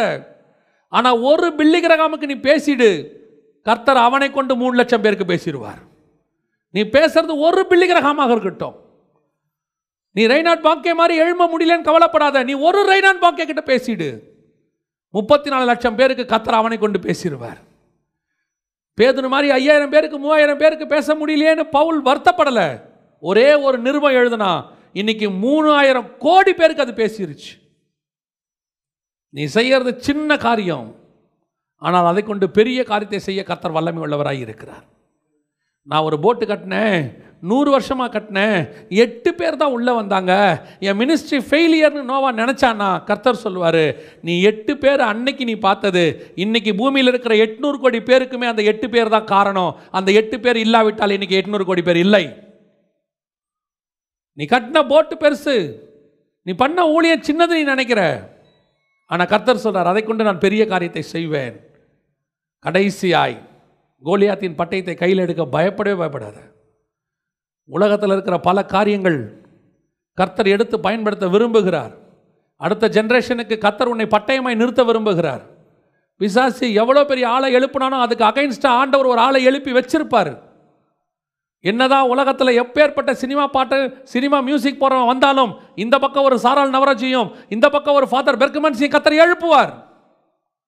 அவர்களைப் போல நாங்கள் டேலண்ட் உள்ளவர்களாக இல்லாமல் இருக்கலாம், ஆனால் அவர்களால் முடியாத ஆத்ம ரட்சிப்பை இவர்கள் பாடல்கள் செய்யும். அதே மாதிரி தான் கர்த்தர் உன்னையும் செய்வார். தைரியமாக எடு பட்டயத்தை, ஆனால் யூஸ் பண்ணிட்டு வைக்க தெரியணும். அடிக்ட் ஆகிடாத பட்டயத்துக்கு. அது டெக்னாலஜியோ மீடியாவோ whatever it is, go ahead. But உனக்கு தெரியணும் எங்கே அதை நிறுத்தணும்னு சொல்லி, எங்கே அதை கீழே வைக்கணும்னு தெரியணும். அதுக்கு பின்னாடி போய் அடிக்ட் ஆகிடக்கூடாது. நம்ம ஜெபம் பண்ண போகிறோம். இப்போ கர்த்தருக்கு என்று கடைசி காலத்தில் ஊழியம் செய்ய, வைராக்கியமாக எழும்ப, கர்த்தருக்கென்று பிரகாசிக்க, ஒரு அக்கினி சுவாலையாக உருவின பட்டயமாக என்னை தருகிறேன்னு சொல்லக்கூடிய கடைசி காலத்தில் ஒரு குரூப்பை கர்த்தர் எழுப்ப விரும்புகிறார். உன்னை கொண்டு தான் கர்த்தர் பெரிய காரியங்களை செய்ய விரும்புகிறார். நீ தான் இப்போ தேவை. நிறைய பேர் வயசாகி போச்சு. போன ஜென்ரேஷனில் உள்ள ஊழியக்காரங்கிட்ட அனுபவம் இருக்குது, சத்தியம் இருக்குது, வெளிப்பாடு இருக்குது, ஆனால் வேகம் இல்லை. காரணம் சரீரம் பலவீனம். இப்போ கர்த்தருக்கு தேவை நல்ல ஆக்டிவாக வேலை செய்யக்கூடிய கிதியோன்கள், ஆக்டிவாக வேலை செய்யக்கூடிய யோசுவாக்கள், ஆக்டிவாக வேலை செய்யக்கூடிய பவுல்கள், தீமோத்தேயுகள், தீத்துகள் தேவை இப்பொழுது கர்த்தருக்கு. உன்னை ஒப்பு கொடுத்தினா கர்த்தர் உன்னை கோலியாத்தின் பட்டயத்தை போல எடுத்து பயன்படுத்துவார். நீ கூழாங்கல்லாம் இருந்தாலும் பயன்படுத்துவார், நீ பட்டயமாக இருந்தாலும் பயன்படுத்துவார். நம்ம ஜெபிக்க போகிறோம். நான் ஒரு கேள்வியை கேட்டு எல்லா கண்களையும் மூடியிருப்போம். நான் ஒரு கேள்வியை கேட்டு முடிக்க விரும்புகிறேன். நான் இந்த கர்த்தருடைய சேனைக்கு, கடைசி கால சேனைக்கு, அந்த கடைசி கால பேட்ச், ஹெவன்லி பேட்சுக்கு, கர்த்தருக்கு ஒர்க் பண்ணுறதுக்கு என்னை நான் தருகிறேன். என்னை எடுங்கப்பா. என் இன்ஃபீரியாரிட்டி காம்ப்ளெக்ஸ் எல்லாம் போகட்டும். நான் என்னவா இருந்தாலும் பரவாயில்ல, நான் வரேன் ஆண்டவரே. என்னை கொண்டு என்ன செய்ய முடியுமோ அதை செய்யுங்க. நான் உயிரோடு இருந்து செஞ்சாலும் சரி, செத்து செஞ்சாலும் சரி, நான் உமக்கென்று ஏதாவது செய்யணும் ஆண்டவரே. செஞ்சுட்டு தான் உண்மை பார்த்துக்க நான் பரலோகத்திற்கு வர வேண்டும். அப்படி ஒரு வைராக்கியம் உள்ள சாட்சியாய் உன்னை ஒப்பு கொடுப்பாயானால் உன் கரங்களை தேவனுக்கு முன்பாக உயர்த்தி, ஆண்டவரே என்னை தருகிறேன் ஆண்டவரே, ஐ கிவிங் மை செல்ஃப் லார்ட். எங்கிட்ட இருக்கிறது எதுவாக இருந்தாலும் அதை ஓரமாக வச்சிடுறேன் ஆண்டவரே. நீங்கள் சொன்னால் எடுத்து அந்த கல்லை அடிக்கிறேன், நீங்கள் சொன்னால் பட்டயத்தை நான் எடுக்கிறேன், நீங்கள் சொல்கிற இடத்துக்கு நான் வரேன் ஆண்டவரே. ஒப்பு கொடு பார்ப்போம். ஏதோ கூட்டத்தில் கை தூக்குற மாதிரி தூக்காத. ஒரு நாள் ஒரு 19 வயசில் திருச்சியில் நடந்த ஒரு வாலிபர் கூட்டத்தில் உன்ன மாதிரியே தான் நான் கை தூக்கினேன். ஆனால் உண்மையாக கை தூக்கினேன். என்னை முன்னாடி வான்னு சொன்னபோது உண்மையாக முன்னாடி போனேன். அப்போ ஒரு ஊழியக்காரர் ஜெபம் பண்ணார், நீ ஊழியக்காரன் நான் வருவேன்னு சொன்னார். 19 வயசில் அவர் பண்ண அந்த ஒப்பு கொடுத்தல் 29 வயசில் கர்த்தர் கனப்படுத்தி ஊழியத்தை கொண்டு வந்தார். இன்றைக்கி கொடுக்குற இந்த உண்மையான ஒப்பு கொடுத்தலை பரலோகம் பார்க்கும். முழு இருதயத்தோட முழு ஆத்மாவோடு நீ ஒப்பு கொடுக்குறியான்னு பரலோகம் பார்க்கும். ஏதோ எல்லா கூட்டத்திலையும் போய் கை தூக்குற மாதிரி தூக்காது. அதனால் ஒரு பிரயோஜனம் யாருக்கும் இல்லை. நம்ம ஜெபிக்க போகிறோம். உண்மையாக கை தூக்குறவங்க மட்டும் ஆண்டவருக்கு தூக்கி ஊழியத்துக்கு ஒப்பு கொடுக்குறவங்க ஆண்டவருக்கு ஒப்பு கொடுத்து, ஆண்டவரே என்னை தருகிறேன் ஆண்டவரே, I will commit my self, என்னை எடுத்து பயன்படுத்துங்கப்பா. சர்வ வல்லமை உள்ள எங்கள் தகப்பனே, இந்த அருமையான நாளுக்காய் உமக்கு ஸ்தோத்திரம். என் முன்குறித்த இந்த கூட்டத்துக்காய் உமக்கு நன்றி. தேவனாகிய கர்த்தர் வேறு பிரித்த ஒரு கூட்டத்துக்காக உமக்கு நன்றி. இங்கே கரங்களை உயர்த்தி உண்மையாய் ஜெபிக்கிற பிள்ளைகளை நீர் பார்த்திருக்கிறீர் ஆண்டவரே. யார் உண்மையாய் ஒப்பு கொடுத்துருக்குறாங்கன்ற நீர் அறிவீர் ஆண்டவரே. அவர்களை எடுத்து பயன்படுத்துங்கப்பா ஆண்டவரே. அடுத்த ஜென்ரேஷனுக்கு ஒரு பெரிய கூட்டம் ரெடியாக நிற்கிது ஆண்டவரே. உடைய வருகை தாமதிக்கமானால் உமக்கென்று உருவின பட்டயத்தோடு கொடுக்கு ஆண்டவரே, களத்தில் வந்து நிற்கக்கூடிய ஒரு கூட்டம் நிற்கிறது ஆண்டவரே. ஆண்டவரே சொல்லி கொடுங்கப்பா, வளர்த்துடுங்க ஆண்டவரே. உமக்கென்று வரட்டும், வழி நடத்தும், பொறுப்பெடுத்துக் கொள்ளும், ஆசிர்வதியும். இயேசுவின் நாமத்தில் பிதாவே.